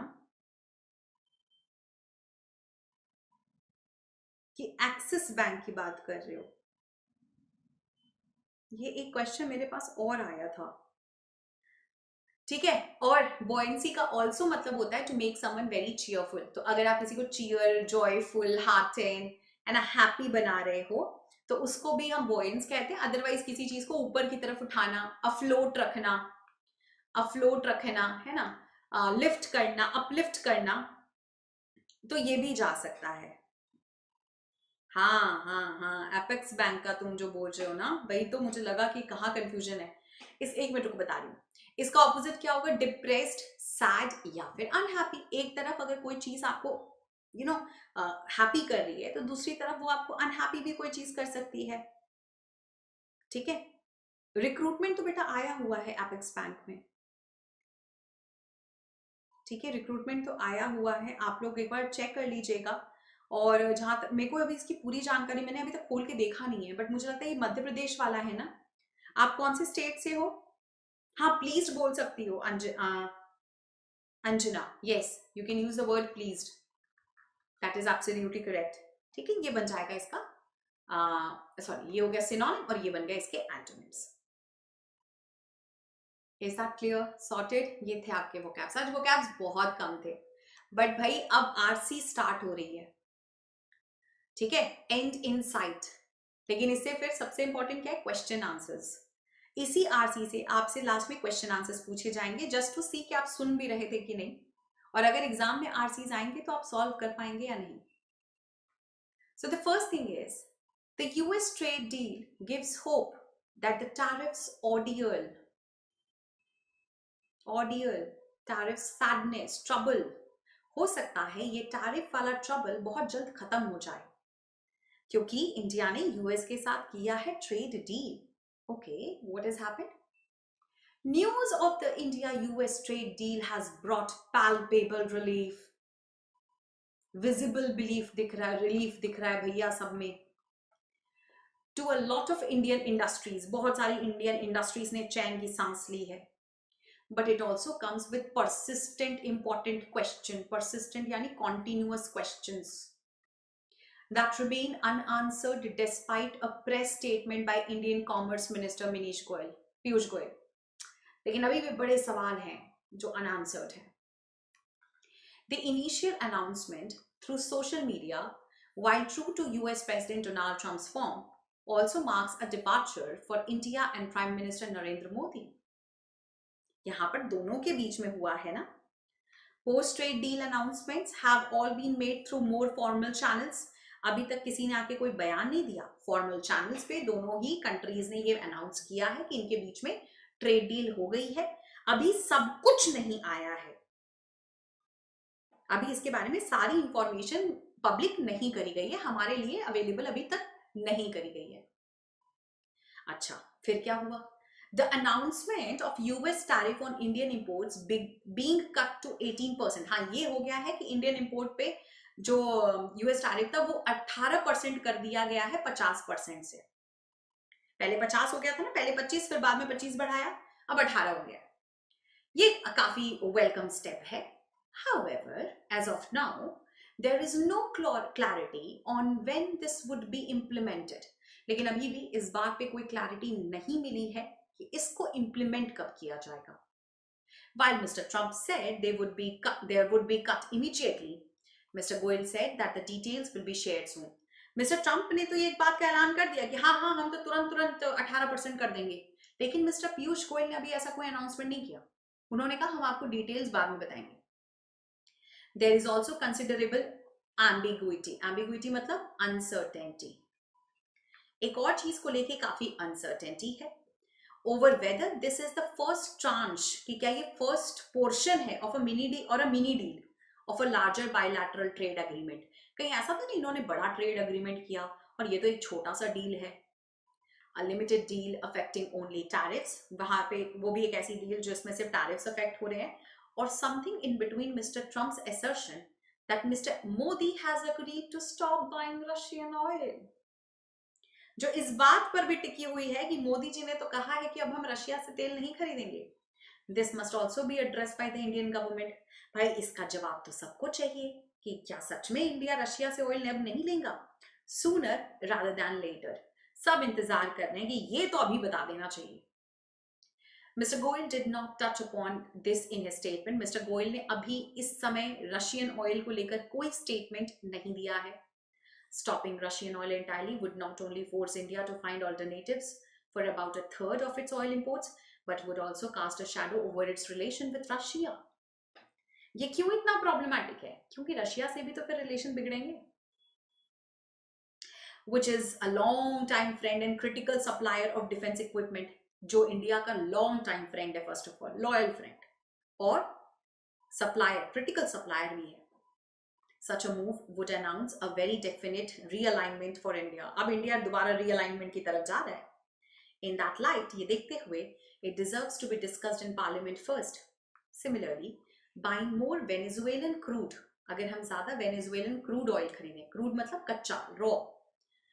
It comes with its own refining challenges. उसको refine करने के लिए भी हमें और challenges face करने पड़ेंगे. एक और सवाल आ रहा है इन सब में, that of what India has committed to the US in terms of tariff concession. India ने, अब US तो बोल दिया कि हम 50 से 18 किए, इंडिया ने इसको करवाने के लिए क्या क्या किया है, क्या कौन कौन से इन्वेस्टमेंट है, कौन कौन सा इंडिया परचेज कर रहा है. भाई कहीं तो कोई झुका होगा दोनों में, तभी तो इतनी बड़ी डील हो पाई. यस और नो? अब ये भी देखने वाली बात है। Apart from making the assurance that sensitive agriculture items and dairy would be excluded, हाँ सरकार ने ये क्लियर कर दिया है कि इस डील में एग्रीकल्चर और डेयरी के आइटम्स को नहीं रखा गया है। The government has been silent despite several significant assertions. सरकार अभी भी इस पर चुप्पी बनाए रखी है, which is being made by Mr. Trump and his team, जबकि ट्रंप अपनी तरफ से बयान पे बयान दिए जा रहे हैं। While the final stages of detailing are still to be completed, as Mr. Goel has said, the light at the end of the tunnel has already buoyed the Indian stock markets. But the light at the end of the tunnel, इसने क्या किया है? इसने boy किया है, इसने उत्तोलन दिया है किसको? इंडियन स्टॉक मार्केट को। थोड़ा ऊंचाई देखी गई है, रुपी थोड़ा बॉल्स्टर हुआ है, थोड़ा स्ट्रेंथन हुआ है, and brought special cheer to labor intensive sector जैसे textile, apparel, footwear, leather and engineering goods that have been hurting from the 50% tariff. In goods को थोड़ा आराम मिला है। These sectors already stand to gain from the Indian European Union trade deal. वैसे तो इन sectors को अभी एक पुश और मिला था। आपको याद होगा इंडिया यूएन जो यूरोपियन यूनियन ट्रेड डील हुआ था, उससे भी इनको फायदा तो हुआ है, which Mr. Goel has assured will come into effect this year. The tariffs they will face in the US will likely still be slightly higher than those enjoyed by competitors in the Southeast Asian countries. अभी भी US हम पर जितना रखा है tax 18%, वो बाकी competitor से ज्यादा ही है। ऐसा नहीं कि इंडिया के ऊपर उसने टैरिफ्स कम कर दिए due to their most favoured nation status. Yet the new deal stands to certainly enhance their competitiveness, but इस नई डील से डेफिनेटली कॉम्पिटिटिवनेस पे तो फर्क पड़ेगा। And the targeted announcements in the Union Budget 2026 should also help bridge this narrower gap. और जो targeted announcements हैं जो अलग अलग सेक्टर्स के लिए हुए हैं, हो सकता है ये भी इस गैप को थोड़ा सा कम कर दे। बड़ा अच्छा पेपर था, है ना, बड़ा अच्छा पेपर था मैम। तो चलिए आइए थोड़ा सा देखते हैं। सबसे पहले पहला सवाल, What is the primary reason for the relief felt by Indian industries after the announcement of the India-US trade deal? उनके खुश होने का कारण क्या है? ये डील से लोग इतने खुश क्यों हैं?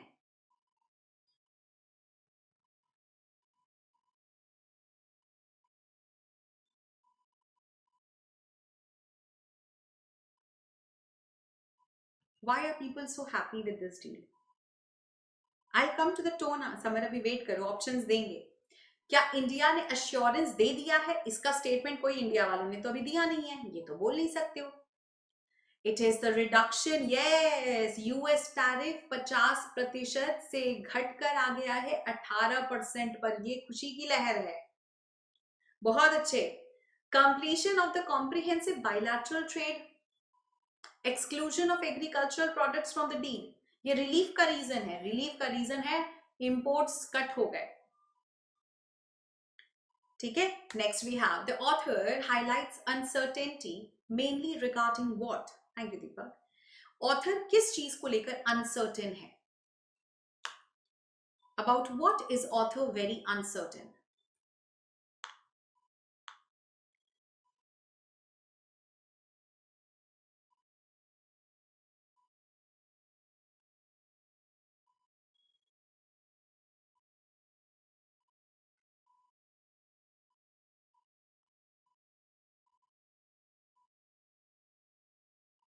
About what is the author very uncertain? Reaction of the Indian stock market, नहीं वो तो अच्छा है, वो तो अभी अच्छा है। परेशान क्यों है ऑथर? क्रेडिबिलिटी, यूएस प्रेसिडेंट पे कौन भरोसा करता है? कोई नहीं, वर्ल्ड भी नहीं करता। इंडियाज कमिटमेंट, नहीं, इसका कोई लेना देना नहीं है पैसेज में। It is the scope and implementation timeline of the deal, it is C. Next is number 3, which of the following best describes the author's tone towards the trade deal? इनमें से कौन सी चीज ऑथर का trade deal का tone describe कर रही है?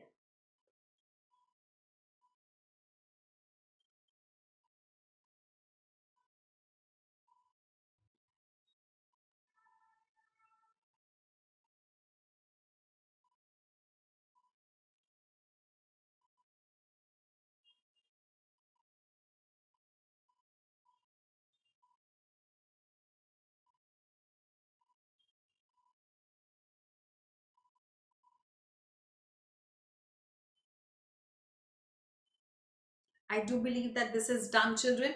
क्या वो बहुत ऑप्टिमिस्टिक है? जी नहीं, वो बहुत ऑप्टिमिस्टिक बिल्कुल भी नहीं है, वो बहुत खुश बिल्कुल भी नहीं है। क्या वो कंप्लीटली क्रिटिकल, क्या वो सिर्फ और सिर्फ क्रिटिसाइज कर रहा है? ये तो बिल्कुल नहीं हो रहा है। क्या वो इंडिफरेंट या न्यूट्रल हो गया? नहीं, ये स्केप्टिकल लेकिन होपफुल है। वो डाउटफुल है थोड़ा, स्केप्टिकल का मतलब होता है वो थोड़ा सा डाउटफुल तो है लेकिन वो होपफुल भी है कि चीजें आगे जाके सुधर जाएंगी, है ना। तो यहां पर क्या हो जाएगा? स्केप्टिकल। ठीक है, I hope it is clear. Sceptical means दोबारा वही वर्ड लिख दिए, doubtful. Clear? So yes, the answer has to be B. Number 4 पे आ जाइए। According to the passage, the announcement of the trade deal marked the departure for India because trade deal ने India का departure mark किया because of what?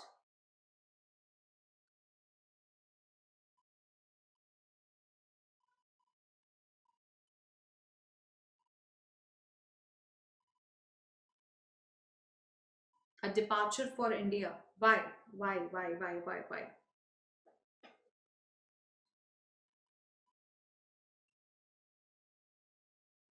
Is everyone going with B? अच्छा, are you sure? एक बार check कर लीजिए। Why? Skip कर दो ना अगर नहीं आ रहा तो। It was made before parliamentary approval. It lacked consensus. ऐसा कहाँ लिखा है कि लोगों के बीच में यूनिटी नहीं थी, कंसेंसस नहीं था, अग्रीमेंट नहीं था? Consensus is agreement. नहीं, it was announced by social media rather than formal channels. अभी तक इसको लेकर इसीलिए अनाउंसमेंट सिर्फ और सिर्फ सोशल मीडिया पर आया है, वो भी फॉर्मल चैनल्स के थ्रू। कोई बयान किसी भी नेता या पार्टी ने नहीं दिया है। Number 5. Why does the author argue that stopping Russian oil imports require parliamentary discussion? Author ने क्यों कहा कि रशियन ऑयल को न खरीदना, इसके लिए पार्लियामेंट में एक बार डिस्कशन होना चाहिए? वाई? क्यों कहा उन्होंने ऐसा?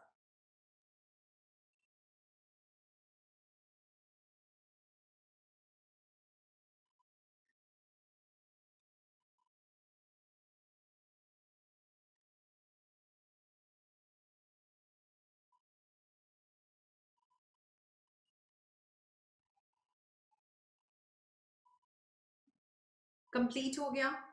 बिकॉज क्यों? क्योंकि भाई हमारा जियो पॉलिटिकल कमिटमेंट है। This would violate trade treaties. नहीं, this would affect India's refining capacity increase. No, हमारा भाई रशिया के साथ हमारा जियो पॉलिटिकल अलाइनमेंट बदल जाएगा। अभी तक तो सबको खुश करे जा रहे हो, क्या पता अगर रशिया ही गुस्सा हो जाए तो तब कहां जाओगे? समझ रहे हो? तो जो हमारे क्वेश्चन का आंसर है वो क्या हो जाएगा? It is going to be only C. Number 6. Which of the following consequences of stopping Russian oil import is not mentioned in the passage? इनमें से कौन सी चीज पैसेज में मेंशन नहीं है?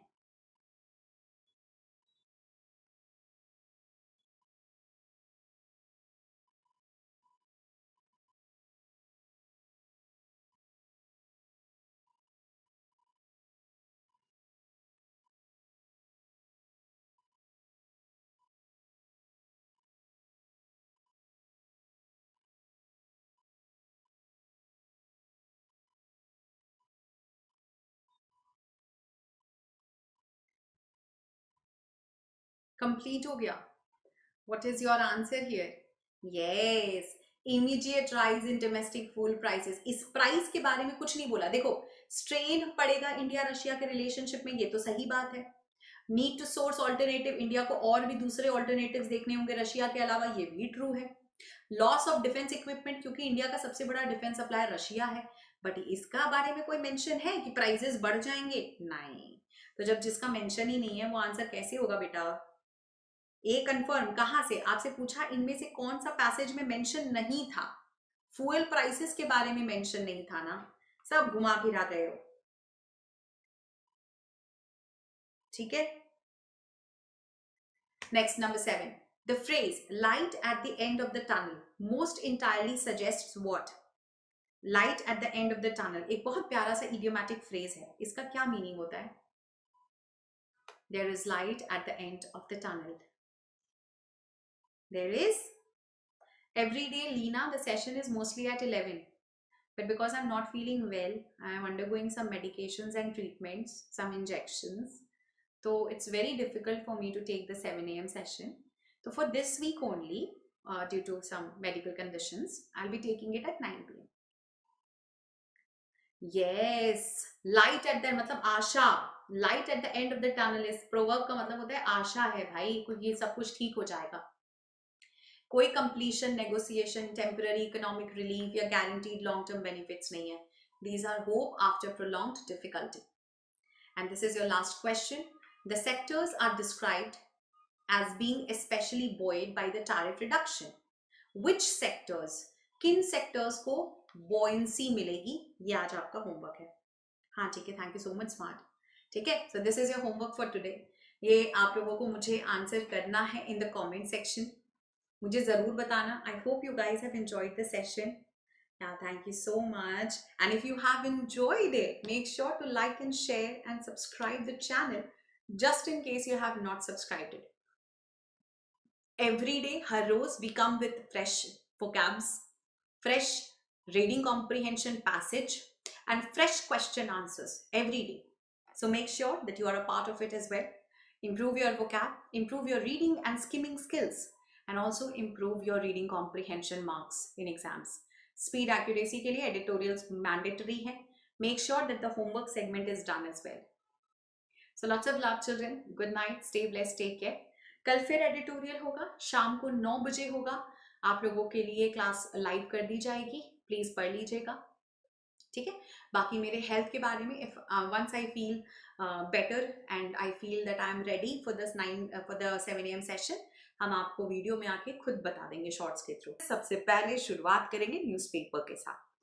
सो द हिंदू एडिटोरियल में आज कुछ इंपॉर्टेंट सेगमेंट्स ऐड हुए हैं. क्या क्या है चलिए पहले एक बार उसको देख लेते हैं, फिर हम सीधे क्वेश्चन आंसर्स पर आएंगे. So this is how the paper looks like today. सबसे पहली न्यूज,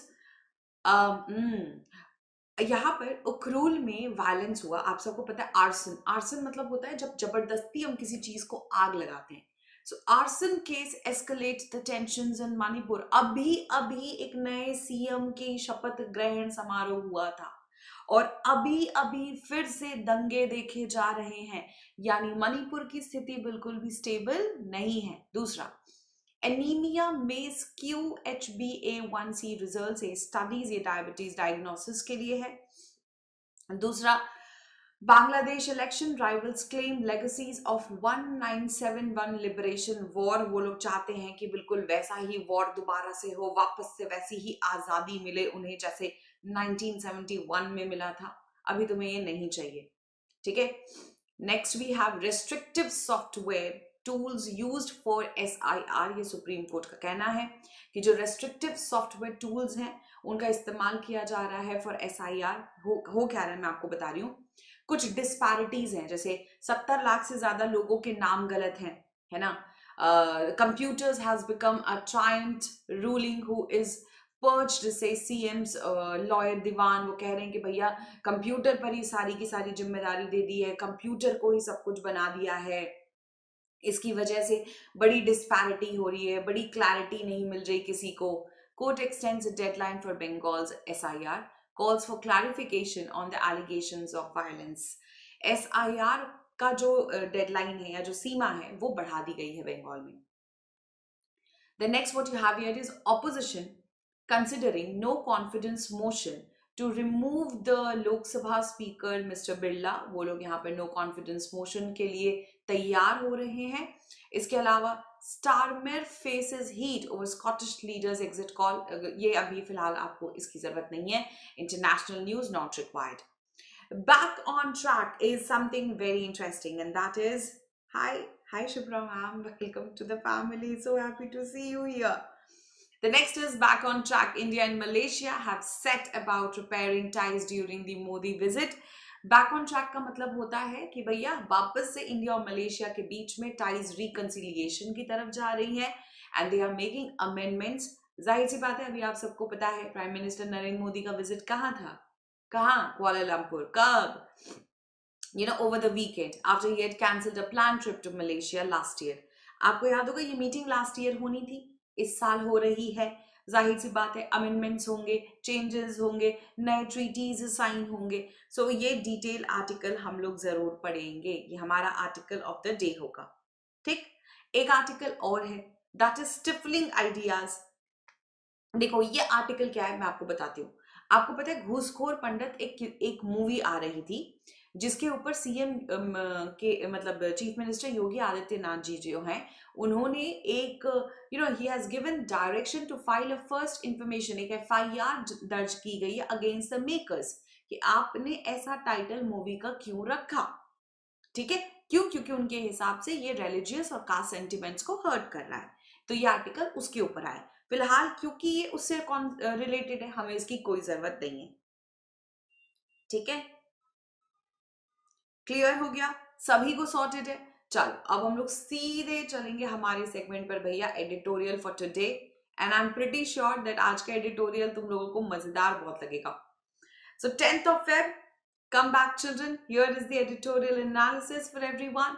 सबसे पहले आरंभ भैया, अभी भी नहीं जुड़े तो कब जुड़ोगे? मोर देन 350 से 360 आई थिंक, कल मैंने चेक ही नहीं किया, 350 लास्ट एडमिशन मैंने चेक किया था ऑन सैटरडे। बेटा अब कुछ समय बाद सच में डाउट आंसर करना डिफिकल्ट हो जाएगा। कोशिश करिए कि आरंभ बैच में अभी अगर जुड़ पाओ तो बहुत अच्छा है, क्योंकि अब समय नहीं बचा। फेब में हो, फेब, मार्च, अप्रैल, मई, जून तक तो मतलब यहां तक तो बैच ही चल रहा है। इसके बाद जून जुलाई में रिवीजन और तुरंत तुम्हारे एग्जाम्स है बैक टू बैक। तो what are you waiting for children? अगर बेसिक्स को और कॉन्सेप्ट्स को क्लियर करना है, प्रैक्टिस करनी है, प्रीलिम अलग मेंस अलग, तो आरंभ इज द ओनली सोल्यूशन बेटा। ठीक है, चलिए next we will proceed to the topics that we are going to cover. It is everything. ठीक है, so all you have to do, पहले सुन लो, पहले जितने स्टूडेंट्स आ गए हैं सारे स्टूडेंट्स मिलकर पहले तो सेशन को लाइक एंड शेयर कर लो, चैनल सब्सक्राइब कर लीजिए अगर नहीं किया है तो। This is our favourite try revise repeat segment guys. ये वो वर्ड्स हैं जो हम लोगों ने लास्ट डे की क्लास में किया था। ठीक है, आज इसका एक क्विक रिविजन पहले करो फिर आगे बढ़ेंगे। चलो, all the best. Good morning everyone, good morning.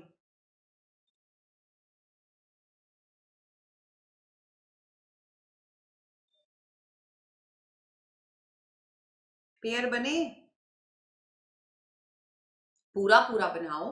ए का पेयर क्या निकल रहा है? रिवोक करना, यानी मैम किसी भी चीज को कैंसिल करना। सेम्बलेंस यानी जो चीज जैसी दिखती है, अपीयरेंस वाइज, जी हो गया। स्पोराडिक यानी रैंडम, जिसको हम विम्सिकल कह सकते हैं। ठीक है, फिर बचा रिकंसिलिएशन, यानी भैया थोड़ा बंधुत्व बढ़ रहा है, भाईचारा बढ़ रहा है, आई हो जाएगा। इम्प्यूनिटी यानी एग्जेम्पशन, भैया हम इसको कंसिडर ही नहीं कर रहे, हम इसे छोड़ रहे हैं, आजाद रख रहे हैं। और अनटेनेबल, जिसको डिफेंड नहीं किया जा सकता, अनडिफेंडेबल, इंडिफेंसिबल, ये सारे वर्ड्स इसके बन गए हमारे synonyms. So I hope it is pretty clear, children. Write down your scores out of 6, everyone. And here we are proceeding to the words from today's editorial. क्या बोला था मैंने, किस चीज के ऊपर है ये? Prime minister's visit to Malaysia. ठीक बा, क्वेश्चन आंसर्स भी वैसे ही हैं। अमेंडमेंट्स, हिंदी में बोलते हैं इसको संशोधन करना। कॉन्स्टिट्यूशन में होगा तो संशोधन होगा। ऐसे अमेंड्स का मतलब होता है छोटे छोटे चेंजेस करना, छोटे छोटे एडजस्टमेंट्स करना। ठीक है, so if you are making amends children, you're basically making minor small changes here and there. ठीक है, तो इसके जो हमारे synonyms हो जाएंगे वो क्या क्या बन जाएंगे? क्या हम बोल सकते हैं किसी चीज को ऑल्टर करना, बदलाव, चेंज, मॉडिफाई करना, एडजस्ट करना। Very good little. ट्वीक, हम इसी वर्ड का वेट कर रहे थे, ट्वीक करना। तो जब भी कहीं किसी भी चीज में छोटा मोटा कहीं पर बदलाव आ रहा है, दैट इज अमेंडमेंट, है ना। Ma'am this song needs amends, ma'am आपका ऐसे को कुछ अमेंड्स चाहिए। सो that is what amends exactly looks like. ठीक है, इसके एंटोनिम क्या होंगे? दूसरी तरफ किसी चीज को तुम सुधार नहीं रहे, उसे हर्ट कर रहे हो, डैमेज कर रहे हो, स्पॉइल कर रहे हो, टार्निश कर रहे हो। एक तरफ चीजों को सुधारने की कोशिश, वहीं दूसरी तरफ चीजों को एकदम बिगाड़ने की कोशिश। सिंपल।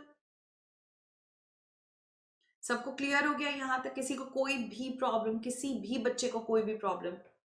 ठीक है, अगला वर्ड है कंडेम, देखो वैसे तो एक कंडेम का मतलब हम सबको पता है कि क्रिटिसाइज होता है, यस और नो, पता है ना।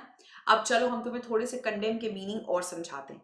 कई बार प्रोहिबिशन के सेंस में भी कंडेम यूज होता है, ठीक है। कंडेम्ड वर्ड को कई बार हम एक पर्टिकुलर पनिशमेंट से भी यूज करते हैं, ठीक है। जैसे the government spokesperson condemn the bombing as a cowardly act, ठीक है, कुछ कहना कि ये गलत है।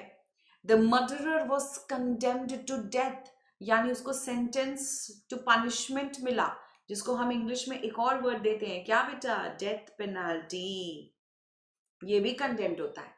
तो एक तो क्रिटिसाइज है, एक तो क्रिटिसाइज है जिसको हम कहते हैं कि भैया हम चैस्टाइज कर रहे हैं, है ना, it is censure, it is child, इसको हम लोग रिब्यूक कर रहे हैं, है ना, इसको हम लोग क्रिटिसाइज कर रहे हैं, इसको हम लोग बेसिकली रेप्रीमैंड कर रहे हैं। ये तो एक वर्ड है ही जा रहा है। इसके अलावा हम इसको डैम कर रहे हैं, डूम्ड, बट इसका एक मतलब और होता है, दैट इज डेथ पेनाल्टी। इसका तो आप लोग बिल्कुल ध्यान से देख लीजिएगा, that it also means death penalty. अब ऑपोजिट क्या हो जाएगा भाई, एक तरफ कोई चीज अनसेफ है, हैजार्डस, डेंजरस, दूसरी तरफ सेफ बोल दो, है ना। ऑपोजिट हम ये भी बोल सकते हैं, प्रेज करना, अपलॉड करना, भाई तारीफ करना, है ना, प्रेज वर्दी, लॉडेबल। तो अगर एक तरफ आप बोल रहे हो किसी चीज को क्रिटिसाइज करना, दूसरी तरफ तारीफ हो गया। अगर एक तरफ तुम बोल रहे हो कोई भी चीज is declared unfit for use, dangerous, hazards, तो दूसरी तरफ वो चीज सेफ है। यहां तक क्लियर हो गया। अगला वर्ड है perpetrators. The perpetrators of the crime should be put to, should be put in jail. मतलब जो भी क्रिमिनल है उसको जेल में डाल दो। So perpetrators of the crime are who? These are criminals, जिन्होंने क्राइम कंडक्ट किया है। ऑफेंडर बोल सकते हो, क्रिमिनल बोल सकते हो, कल्प्रिट बोल सकते हो, रॉन्ग डूअर बोल सकते हो। ये वो लोग हैं जो लोग क्राइम में इन्वॉल्व हैं। हुलीगन, हुलीगन तो उनको भी कहा जाता है जो डिसरप्शन कॉज करते हैं, ठीक है। हुलीगन तो हम उनको भी कहते हैं बेटा जो लोग डिसरप्शन कॉज कर रहे हैं। They are basically people who commit crime, who commits a crime, ठीक है। ये होते हैं परपेट्रेटर्स, क्रिमिनल्स, ऑफेंडर्स, ठीक है। Is that clear? यहां तक कोई भी प्रॉब्लम किसी भी बच्चे को? ऑपोजिट कौन है भैया? दूसरी तरफ विक्टिम, इनोसेंट आदमी जिसको किसी से कोई लेना देना नहीं, है ना, नाइव, है ना, एक ऐसा व्यक्ति जो बिल्कुल जिसने कोई गलत काम नहीं किया है, वो इसका ऑपोजिट बन जाएगा। देख लो यहां तक सारे वर्ड्स क्लियर हैं सबको?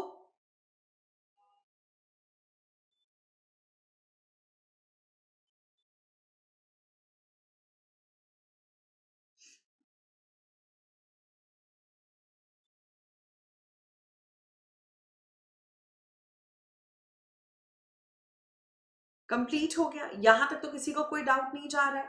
पक्का? इजी वर्ड्स थे, देखो इतने कोई बहुत डिफिकल्ट वर्ड थे। गुलीबल, गुलीबल भी बोल सकते हो, हाँ, भोला भाला, ठीक है, yes that is correct. Little, Arpit correct. अगला वर्ड रफल्ड फेदर्स, ये वैसे तो एक फ्रेज है इसीलिए इसका सिनोनिम एंटोनिम मैंने नहीं लिखा है। She has ruffled my feathers with her statement, मतलब उसने अनॉय अनॉय किया है, इरिटेट किया है अपने स्टेटमेंट से। तो अगर किसी के फेदर्स रफल हो रहे हैं यानी सामने वाले व्यक्ति को अनॉय किया जा रहा है, इरिटेट किया जा रहा है, सिंपल। अगला वर्ड है अनइक्विवोकल, बस बड़ा सिंपल है। अगर इक्विवोकल का मतलब होता है अनक्लियर, तो अनइक्विवोकल का मतलब हुआ क्लियर, ठीक है। तो क्लियर, परफेक्ट, अनएम्बिगुअस, ये सारे वर्ड्स बन गए इसके सिनोनिम्स। ऑपोजिट, ऑपोजिट क्या बनेगा? एम्बिगुअस, वेग, अनक्लियर, हेजी, है ना, something which is not clear to yourself, तो वो हो गया अनइक्विवोकल। अगर आपसे कोई कह रहा है कि your explanation is very unequivocal, मतलब तुम्हारा एक्सप्लेनेशन बहुत क्लियर है। अगर कोई कह रहा है कि His explanation was very equivocal. मतलब कि उसका explanation बिल्कुल समझ नहीं आया. Unclear. This is the basic difference. ठीक है. अगला वर्ड है contentious. आपको पता होगा इससे एक बहुत important word आता है that is called bone of contention. Banking English में one of the most repeated idioms में से आने वाला. So bone of contention का मतलब होता क्या है? It means cause of dispute. अगर झगड़े की कोई वजह बन जाए या जड़ बन जाए तो वो हो गया आपका contentious. Simple. अब बताओ मुझे पार्ट्स ऑफ स्पीच में IOUS एडजेक्टिव का काम कर रहा है. Something which is likely to cause an argument और डिस्प्यूट, जिसकी वजह से लड़ाई हो सकती है, झगड़ा हो सकता है. You know, apple of discord. Yes, इसको एप्पल ऑफ डिस्कॉर्ड भी बोल सकते हैं. तो इसके सिनोनिम्स क्या होंगे? Something which is controversial, disputable, debatable. Opposite peaceful, pacific, pleasant. ये सारे बन जाएंगे हमारे इसके ऑपोजिट्स. यहां तक कोई समस्या, कोई असुविधा, कोई परेशानी? एक बार देख लीजिए आप लोग, कोई दिक्कत हो तो बताइए.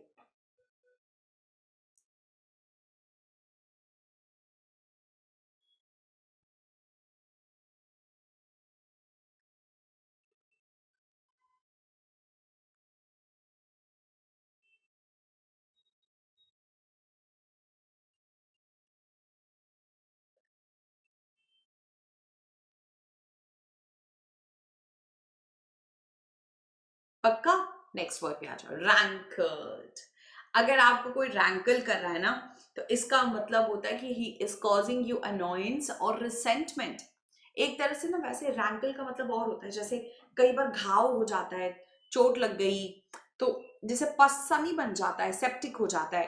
फेस्टर, अगर वुंड फेस्टर हो जाए, सड़ने लगे, घाव सड़ने लगे, तो वो भी रैंकल होता है. तो एक तो आप ऐसे बोल सकते हो, ठीक है, कि एनीथिंग विच कॉजेज अनोयंस और रिसेंटमेंट, इरिटेशन. तो बस अगर कोई भी चीज अर्कसम है, अगर कोई भी चीज अर्कसम है, अनोइंग है, एंगर कर रही है, अपसेट कर रही है, इरिटेट कर रही है, तो ये बन गया आपका रैंकल. ऑपोजिट प्लीज्ड, हैप्पी, डिलाइटेड, है ना, जॉयस, आपको करने में दूसरा काम बहुत मजा आ रहा है, ये बन गए इसके antonym. There is one thing that is upsetting you. There is another thing that is making you happy, making you more pleased. Simple. यहां तक कोई प्रॉब्लम किसी बच्चे को?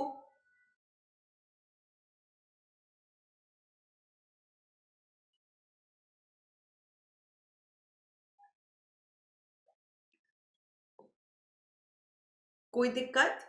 पक्का? That's all. ये थे आज आप लोगों के vocabs. Make sure to revise this segment. अच्छा आया था कल राइट रिवाइज रिपीट सेगमेंट में हम सारे वर्ड्स ऐड कर लेंगे, आप लोग वहां से पढ़ लेना. अब चल रहे हम लोग हमारे फेवरेट सेगमेंट पर, that is article discussion. Article discussion with question answers. तो आज जो आर्टिकल हम पढ़ने जा रहे हैं that is India is back on track. With whom? Malaysia. अब ये आर्टिकल ध्यान से सुनना, क्योंकि इसी से फिर क्वेश्चन आंसर्स भी मिलेंगे. Reading comprehension. Ready everyone? Let's start. India and Malaysia have set about repairing ties during the Modi visit. ये लोग अब क्या कर रहे हैं? ये लोग अपने टाइज को सुधार रहे हैं during the Modi visit. Set about का मतलब they are starting to repair. Start करना, किसी भी चीज को बिगिन करना. तो ये लोग अपने टाइज को बिगिन कर रहे, सुधार रहे. Making amends, matlab changes, was at the top of Prime Minister Narendra Modi's 24-hour visit to Kuala Lumpur. Over the weekend, after he had cancelled a planned trip to Malaysia last year. कब? जब उन्होंने एक planned trip Malaysia में cancel की last year. At short notice to attend the ASEAN Summit in October 2025. ये meeting actually last year ही होनी थी. But it was pending because ASEAN Summit आ गया था, मिस्टर मोदी जी को वहां जाना जरूरी लगा, तो he actually postponed the visit and now he is in Kuala Lumpur. As a result, Mr. Modi said that he made Malaysia his first destination abroad in the new year. और ये कहकर उन्होंने मलेशिया को संबोधित किया कि देखो, मेरा पहला डेस्टिनेशन 2026 में आप लोग हो. His talks with the Malaysian Prime Minister Anwar Ibrahim, who had visited India in 2024, resulted in MOUs. उसमें फिर MOUs साइन हुए हैं with plans ताकि हमारे टाइज मलेशिया के साथ और स्ट्रेंथन हो सकें. अब आते थोड़ा सा थोड़ी सी बैकड्रॉप पर, थोड़ी सी हिस्ट्री. क्या लिखा है? There was some strain. देखो, पहले थोड़ा सा स्ट्रेन था in India Malaysia ties in 2025 too. Although Malaysia condemned the Pahalgam terror attack. वैसे तो मलेशिया ने टेरर अटैक को कंडेम किया, क्रिटिसाइज भी किया. Mr. Ibrahim had called a full and thorough inquiry into the perpetrators and also for de-escalation and meaningful dialogue between India and Pakistan. उस समय उन्होंने कहा था कि इंडिया और पाकिस्तान को बातचीत करके मसला सुलझा लेना चाहिए, de-escalation होनी चाहिए और पूरी इंक्वायरी होनी चाहिए पहलगाम अटैक पर.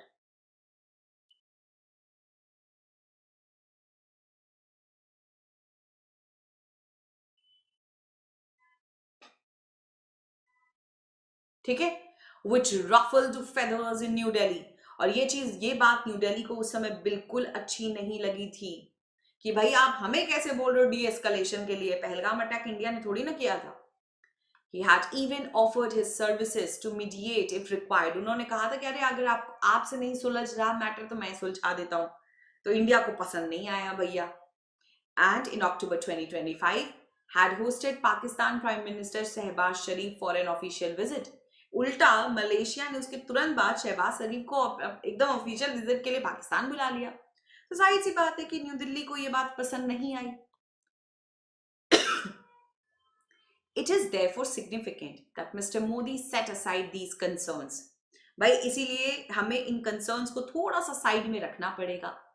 And that the joint statement said India and Malaysia condemned terrorism unequivocally, यानी clearly. एक चीज तो क्लियर थी कि इंडिया और मलेशिया ने एक साथ इस बात को बोला कि भैया हमें टेररिज्म से प्रॉब्लम है, टेररिज्म नहीं होना चाहिए, including cross border terrorism. India and Malaysia also discussed counter terrorism cooperation, कि हम क्या कर सकते हैं कि टेररिज्म कम हो, intelligence and information sharing and coordinating positions at the United Nations and the Financial Action Task Force on the issue. इसके अलावा other important decisions were an MOU, एक एमओयू था on semiconductor, building on cooperation between IIT Madras global and the Advanced Semiconductor Academy of Malaysia. ये सारी चीजें इस MOU में sign हुई हैं. ये जीए बढ़ा दिया तुम लोगों का. बिल्डिंग टाइज इन ट्रेड, इसके अलावा trade, defence, energy, digital technologies were highlighted by the two sides. इस पर भी फोकस डाला गया. That took care not to discuss contentious issues publicly. और इन्होंने कोई भी ऐसी टॉपिक को पब्लिकली डिस्कस नहीं किया जिस पर कोई मुद्दा बन सकता था या लड़ाई हो सकती थी. जैसे कि the continued stay of preacher Zakir Naik wanted in India on UAPA charges. ऐसे किसी मुद्दे पर वैसे इंडिया और मलेशिया ने डिस्कशन नहीं किया कि जहां लड़ाई हो या किसी तरह से बातचीत में रुकावट आए. The two sides also sidestepped their differences over multilateral issues. Multilateral issues पर भी उन्होंने अपने differences को side रखा. Mr. Modi's decision to skip the ASEAN summit, despite accepting the invitation, had also dealt a blow to negotiations on reviewing the ASEAN-Indian trade in goods agreement. ठीक है, Mr. Modi जी ने एक और decision लिया है to skip the ASEAN summit, despite accepting the invitation. ठीक है.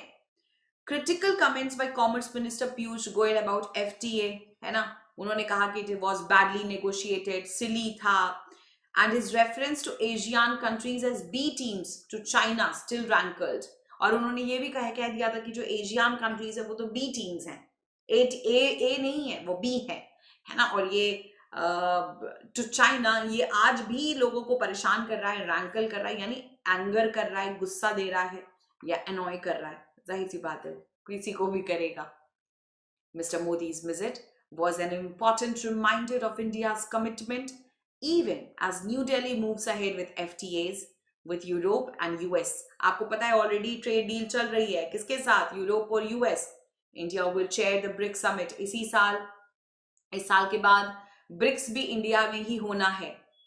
In the joint statement, India merely noted Malaysia's aspirations to become a member. India ने इस बात पे भी ध्यान दिया कि ठीक है, अगर मलेशिया मेंबर बनना चाहता है, किसका मेंबर बनना चाहता है, हमारे ब्रिक्स का, तो इंडिया इस बात को कंसिडर करेगा. Mister Ibrahim will be invited as Malaysia is a BRICS partner country. While Indonesia has become a member, क्योंकि already Indonesia इसका member बन चुका है. Mr. Modi's visit, which was welcomed warmly by Mr. Ibrahim, may thus lead to closer coordination. ऐसा हो सकता है कि ब्रिक्स में भी मिस्टर मोदी के साथ जो उनका वार्म वेलकम था उसका असर देखने को पड़े. हो सकता है इनको मेंबर बना दिया जाए. But also lay the ground for closer ties between India and the ASEAN region in terms of their shared geographies and in dealings with the larger changes in the world. और इसमें हो सकता है हमारे geographically भी कुछ changes आए, या फिर ये ट्रेड अग्रीमेंट थोड़े और डिमेंशंस ओपन करे, थोड़े और अपॉर्चुनिटीज ओपन करे for India and Malaysia further. Because जाहिर सी बात है 2024-25 कुछ खास अच्छा नहीं था इंडिया मलेशिया ट्रेड टाइज के लिए. ठीक है, क्लियर. अब चलो आप क्वेश्चन आंसर्स पे चलते हैं. आपने पैसेज देख लिया सबने, पैसेज में किसी को कोई रुकावट लगी कहीं पर? नहीं ना. अब आओ तुम पहले क्वेश्चन पर. What was the primary purpose of Prime Minister Modi's visit to Malaysia as suggested in the passage? आपके हिसाब से मिस्टर मोदी जी ने मलेशिया का विजिट क्यों लिया, क्यों गए वो Malaysia? And guys do like and share. अभी आ रहे हो आधे से ज्यादा बच्चे. Do like and share the session अगर अभी तक नहीं किया है तो.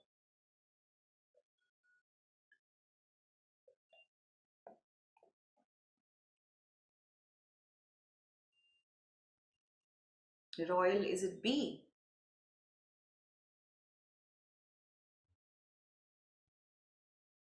सबसे पहले जो नहीं आ रहा है उसे हटा दो. क्या वो एशियान समिट में पार्टिसिपेट करने के लिए गए थे? नहीं, वो तो वहां उन्होंने कैंसिल कर दिया. To counter Malaysia's mediation? नहीं. अगर ऐसा होता तो एमओयू क्यों साइन होता? ये भी नहीं हो रहा. To finalise an FTA, free trade agreement with ASEAN countries. ASEAN countries को तो बी टीम बोला गया था, याद है कि नहीं? नहीं. डिस्कस किए जाकिर नायक से एक्स्ट्राडिशन, ये भी नहीं हुआ है बेटा, कुछ नहीं हुआ है. इसके बारे में तो डिस्कशन भी नहीं हुआ. उल्टा द आंसर क्या था? Yes, to repair the strained bilateral relations. इन्होंने अपने रिलेशंस को रिपेयर करने की कोशिश करी. Which of the following events had contributed to strain in India-Malaysia relationship? India-Malaysia relationship 2025 में क्यों खराब हुआ था? अरे कोई बात नहीं, सॉरी क्यों बोल रहा बच्चा? अरे बक, जितनी गलती करनी है मेरे सामने कर लो, बस एग्जाम में मत करो.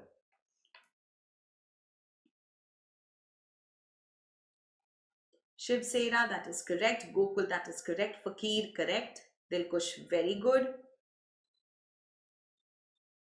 And guys, like and share. Energy डाल सेशन मेरे बच्चा लोग. Do like and share. जितने स्टूडेंट्स उतने लाइक्स तुरंत.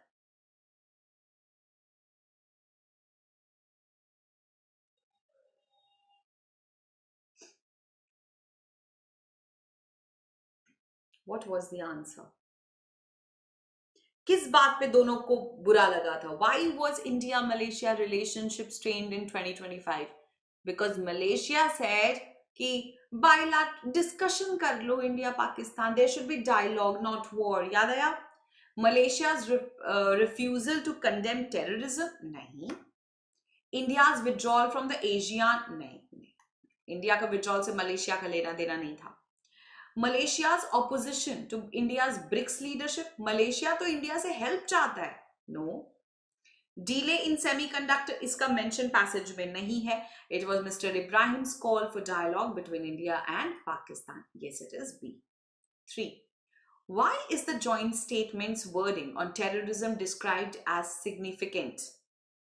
क्यों इंडिया और पाकिस्तान के जॉइंट स्टेटमेंट को on terrorism is described as significant, उसे सिग्निफिकेंट क्यों बोला जा रहा है?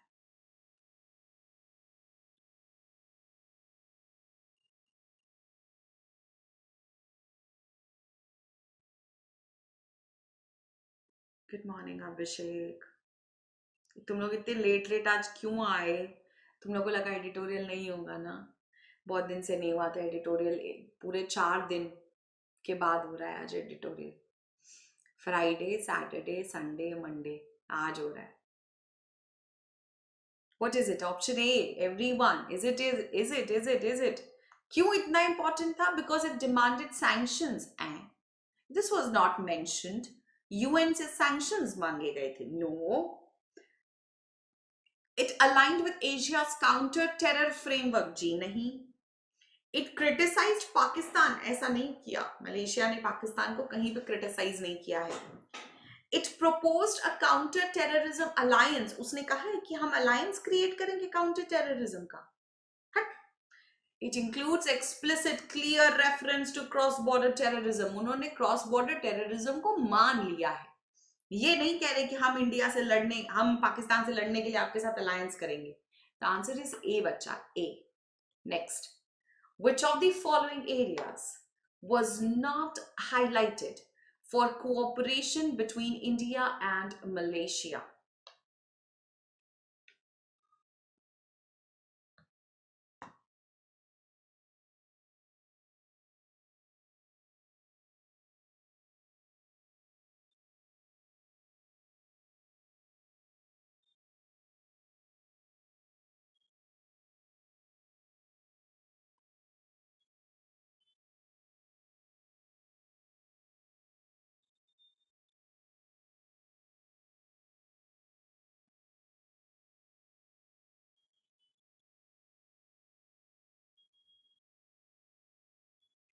Is everyone done with this question? मैंने पूछा which of the areas was not highlighted. कौन से एरिया को हाईलाइट नहीं किया? डिफेंस हाईलाइटेड था, एनर्जी हाईलाइटेड था, डिजिटल टेक्नोलॉजी हाईलाइटेड था, सेमीकंडक्टर हाईलाइटेड था. कौन सा नहीं था? क्यों डिफेंस का बात नहीं हुआ? हुआ ना. एग्रीकल्चर का बात नहीं हुआ. ये देखो हमने कौन कौन सी सेगमेंट्स पर डिस्कशन किया. ये देखो, रुको दिखाते हैं तुमको. देखो, ट्रेड हुआ, डिफेंस हुआ, एनर्जी हुआ, डिजिटल टेक्नोलॉजी, है ना. इसके अलावा हमने यहाँ पे बीच में एक जगह पे लिखा हुआ था कि सेमीकंडक्टर्स पर डिस्कशन हुआ. सब हुआ, बट एग्रीकल्चर पे नहीं हुआ. What was not highlighted was agriculture. हाँ, कि उसकी तो बात हुई थी. Yes. So it is C. Number 5. The phrase took care not to discuss contentious issues publicly. What does this imply? That the two sides, इन्होंने contentious issues को discuss नहीं किया. So what does it imply? That the two sides, what?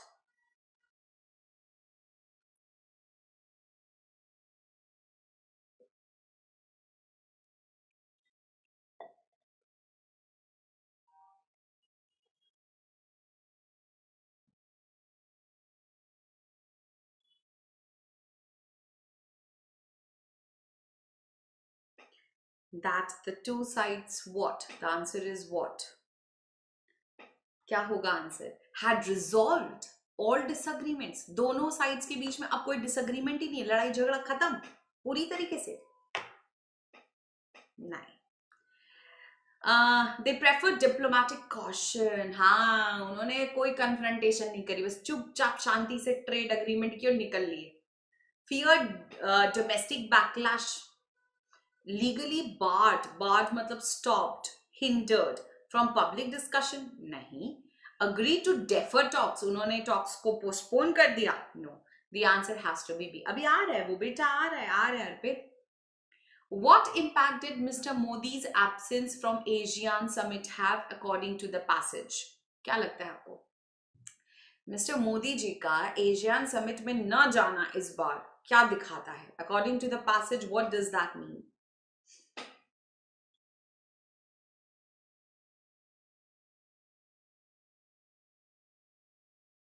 ये elimination से आएगा इसका answer.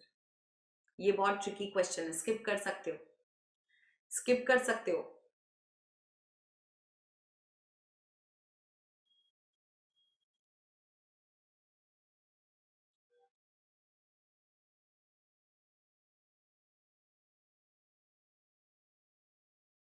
It stalled Malaysia's BRICS ambitions. क्या इसने मलेशिया के एम्बिशन को खत्म कर दिया? नहीं, अभी तक तो ये चल रहा है, कंसिडर करने को बोला गया कि भैया आप जरा ब्रिक्स में बात करिए। It weekend trade relations with China, कहाँ लिखा है? क्या इसने इंडिया यूएस एफटीए टॉक्स को डिले कर दिया? नहीं, वो तो हो गया, वो तो यूरोपियन यूनियन से भी हो गया। FTA talks is the free trade agreement, ये तो यूरोप से भी खत्म हो गया है, कंप्लीट हो चुका है। It led to Malaysia hosting Pakistan prime minister, नहीं, कुछ नहीं बच रहा ना। एलिमिनेट करो, हो सकता है तुम्हें डायरेक्ट आंसर न मिले, बिल्कुल पॉसिबिलिटी है, एलिमिनेशन पे चले जाओ। It hampered negotiations on reviewing AITIGA. Stalled means to stop, to hinder, जैसे I am stop, he stalled my progress, that means he stopped my progress, he hindered, he obstructed it. Okay, he stalled my plans for a Goa visit. उसने मेरी plans को खत्म कर दिया, रोक दिया, रोकना stall.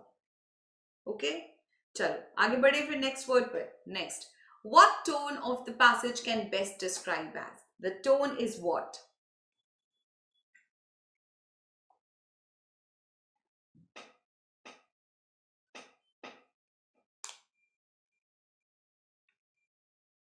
जो नहीं जाएगा पहले उसको हटा दो.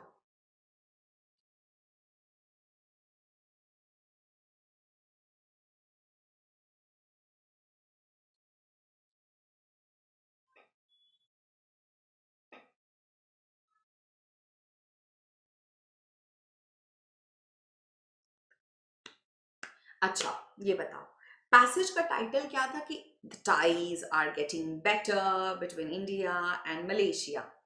कहीं पर भी आपको ऐसा लगा कि यहाँ पर ये लोग आयरॉनिकल या सार्केस्टिक हो रहे हैं, तंज कस रहे हैं, टॉन्ट मार रहे हैं? नहीं. अर्जेंट पैसेज लगा, बड़ा अर्जेंसी से गए हैं मिस्टर मोदी जी. आपको लगा क्रिटिकल है, अरे एक्यूज कर रहे हैं एक दूसरे को, आपस में एक दूसरे के ऊपर आरोप प्रत्यारोप खेल रहे हैं, ऐसा कुछ हुआ? कोई किसी को कुछ बोला? नहीं बोला, तो ये भी नहीं हुआ. न्यूट्रल है, इस पैसेज का टोन न्यूट्रल जा रहा है. नहीं, यहां सुधार की बात हुई है. भाई टाइटल क्या था पैसेज का? Back on track, hopeful passage है. They are repairing their ties. You are talking about repairment of ties. The tone of the passage neutral कहां है? Wide neutral. अर्पित का आंसर करेक्ट है, हरि का आंसर करेक्ट है. It is cautiously optimistic, hopeful passage है कि हो सकता है आने वाले टाइम में भी इंडिया और मलेशिया के रिलेशंस बेहतर हो जाए. Simple. Is that clear? So I hope you guys have enjoyed this session and I hope आज का सेशन आप लोगों के लिए बहुत इंटरेस्टिंग रहा हो. कल फिर से एडिटोरियल होगा यार, टाइम से होगा. और आज आप लोगों को पता होगा आज लेवल 2 है किसका? पैराजम्बल. हाँ, गेट रेडी, हाँ, प्रिपेयर करना अपने आप को उसके लिए. So make sure you're there as well, children. Thank you so much for being a part of this wonderful analysis. पढ़ते रहो, सीखते रहो, अभी तो बहुत सीखना है. Lots of love, stay blessed and take care. Bye. Good night guys, good night. अरे गुड बाय. 10 बजे मिलते हैं. नहीं होता ना, हाँ ट्रू. सेशन और सुनो, सेशन में जिन बच्चों ने अभी तक लाइक एंड शेयर नहीं किया, पट से कर दो. ठीक है, आज मैं आप लोगों को जानबूझकर कोई होमवर्क नहीं दे रही हूँ. आपको सिर्फ मुझे इतना लिखना है कि सेशन अच्छा लगा तो यस, नहीं लगा तो नो लिख देना, बस बात खत्म. कोई अगर आप लोगों की तरफ से this is your first class फकीर, welcome to the family, welcome to the family. Thank you so much, guys. Lots of love. Make sure to like and share, channel subscribe, and 10 baje Parajumbles Day 2. Do not miss the session. All the best. Lots of love. Bye-bye and take care. 2026 के exams अब aligned हो रहे हैं और preparation का समय बचा है सिर्फ 5 महीने। अब कहां से पढ़े, क्या पढ़े, कैसे पढ़े, कितने सारे क्वेश्चंस हैं, इन सब का सोल्यूशन है हमारा गाइडली का बंडल पीडीएफ। यस, अगर आपको ऐसा लगता है कि मैम मैं रोज अपनी कंसिस्टेंसी मेंटेन करना चाहता हूँ, डेली टॉपिक वाइज क्विज करना चाहता हूँ, 50 डे स्टडी प्लान रखना चाहता हूँ, फिर चाहे वो प्रीलिम्स की तैयारी हो या मेंस, हमारा super hero the गाइडली bundle PDF course 2026 is here for you. And for this Valentine's Day, we are giving you this offer जहां पे 3 months का कोर्स सिर्फ 386 और 6 months का 562 है। This should be in everyone's pocket. Also, if you feel, ma'am मैं English में बहुत कमजोर हूं, I'm just a fresher and I want to start my journey from here. So, आरंभ is the solution. अगर अभी तक आप आरंभ बैच का हिस्सा नहीं बन पाए हैं तो मेक श्योर इस 1-on-1 बैच का हिस्सा आप जरूर बने। ऐसे कॉन्सेप्ट्स, ऐसी क्लैरिटी, प्रैक्टिस क्वेश्चंस, प्रीलिम्स अलग, मेंस अलग, सब कुछ इतने टिपिकली कराया जा रहा है कि आपके सारे डाउट्स केटर हो जाएंगे। सो जीरो से लेके मेंस तक का कंप्लीट इंग्लिश प्रेप एक ही आंसर है, आरंभ batch. The course fee is only $699 and this is your Valentine's Day offer. Make sure to not miss this out. If you feel, ma'am, we want to study with every faculty present on Guidely. I want to learn about every subject. I want to see कि हर subject में कौन कौन से important aspects हैं, कहीं मुझसे कुछ miss तो नहीं हो रहा, मैं रीजनिंग भी करना चाहता हूँ, क्वांट भी करना चाहता हूँ, इंग्लिश भी, जनरल अवेयरनेस, यानी मैं पूरा पैकेज चाहता हूँ। So this is Valentine's Day special offers, children. This package is for everyone. Make sure you use the code foundation. Also, we also have Platinum's Valentine's Day special Platinum mock test. आप कहाँ stand कर रहे हो, मतलब reality क्या है, reality check क्या है, वो मॉक टेस्ट से मिलता है। हम कितने पानी में हैं ये पता चल जाता है। तो गाइडली कहता है कि भाई तुम 6 months की वैलिडिटी की मॉक टेस्ट पैकेजेस लो, पढ़ते रहो, देते रहो, मॉक टेस्ट पे मॉक टेस्ट लगाओ। It's bigger, it's better. Use code select to grab this offer now. And we also have a Valentine's Day special offer because we want you to fall in love with your success with 6 months validity, everything in one package. 3000 से ज्यादा mock test, bundle PDF, all bank exam video courses plus one-to-one counseling from experts. And your code is VDAY because this is special only for Valentine's Day. So make sure you avail all these offers, children. Whatever is required for you, curate your own course according to your own will, and make sure to think about this journey as Guidely's journey together with yours. इसको एकदम inculcate करके रखो क्योंकि गाइडली और हमारी पूरी team, पूरी की पूरी टीम आपके लिए इस जर्नी का एक ऐसा माध्यम बनेगा, एक ऐसा इंटरमीडिएट बनेगा जो आपको सक्सेस तक लेकर जाएगा। सो मेक श्योर दैट जो भी प्लान आपको सूट करता हो आप उस प्लान के साथ हमारे साथ जुड़ो and welcome to the family.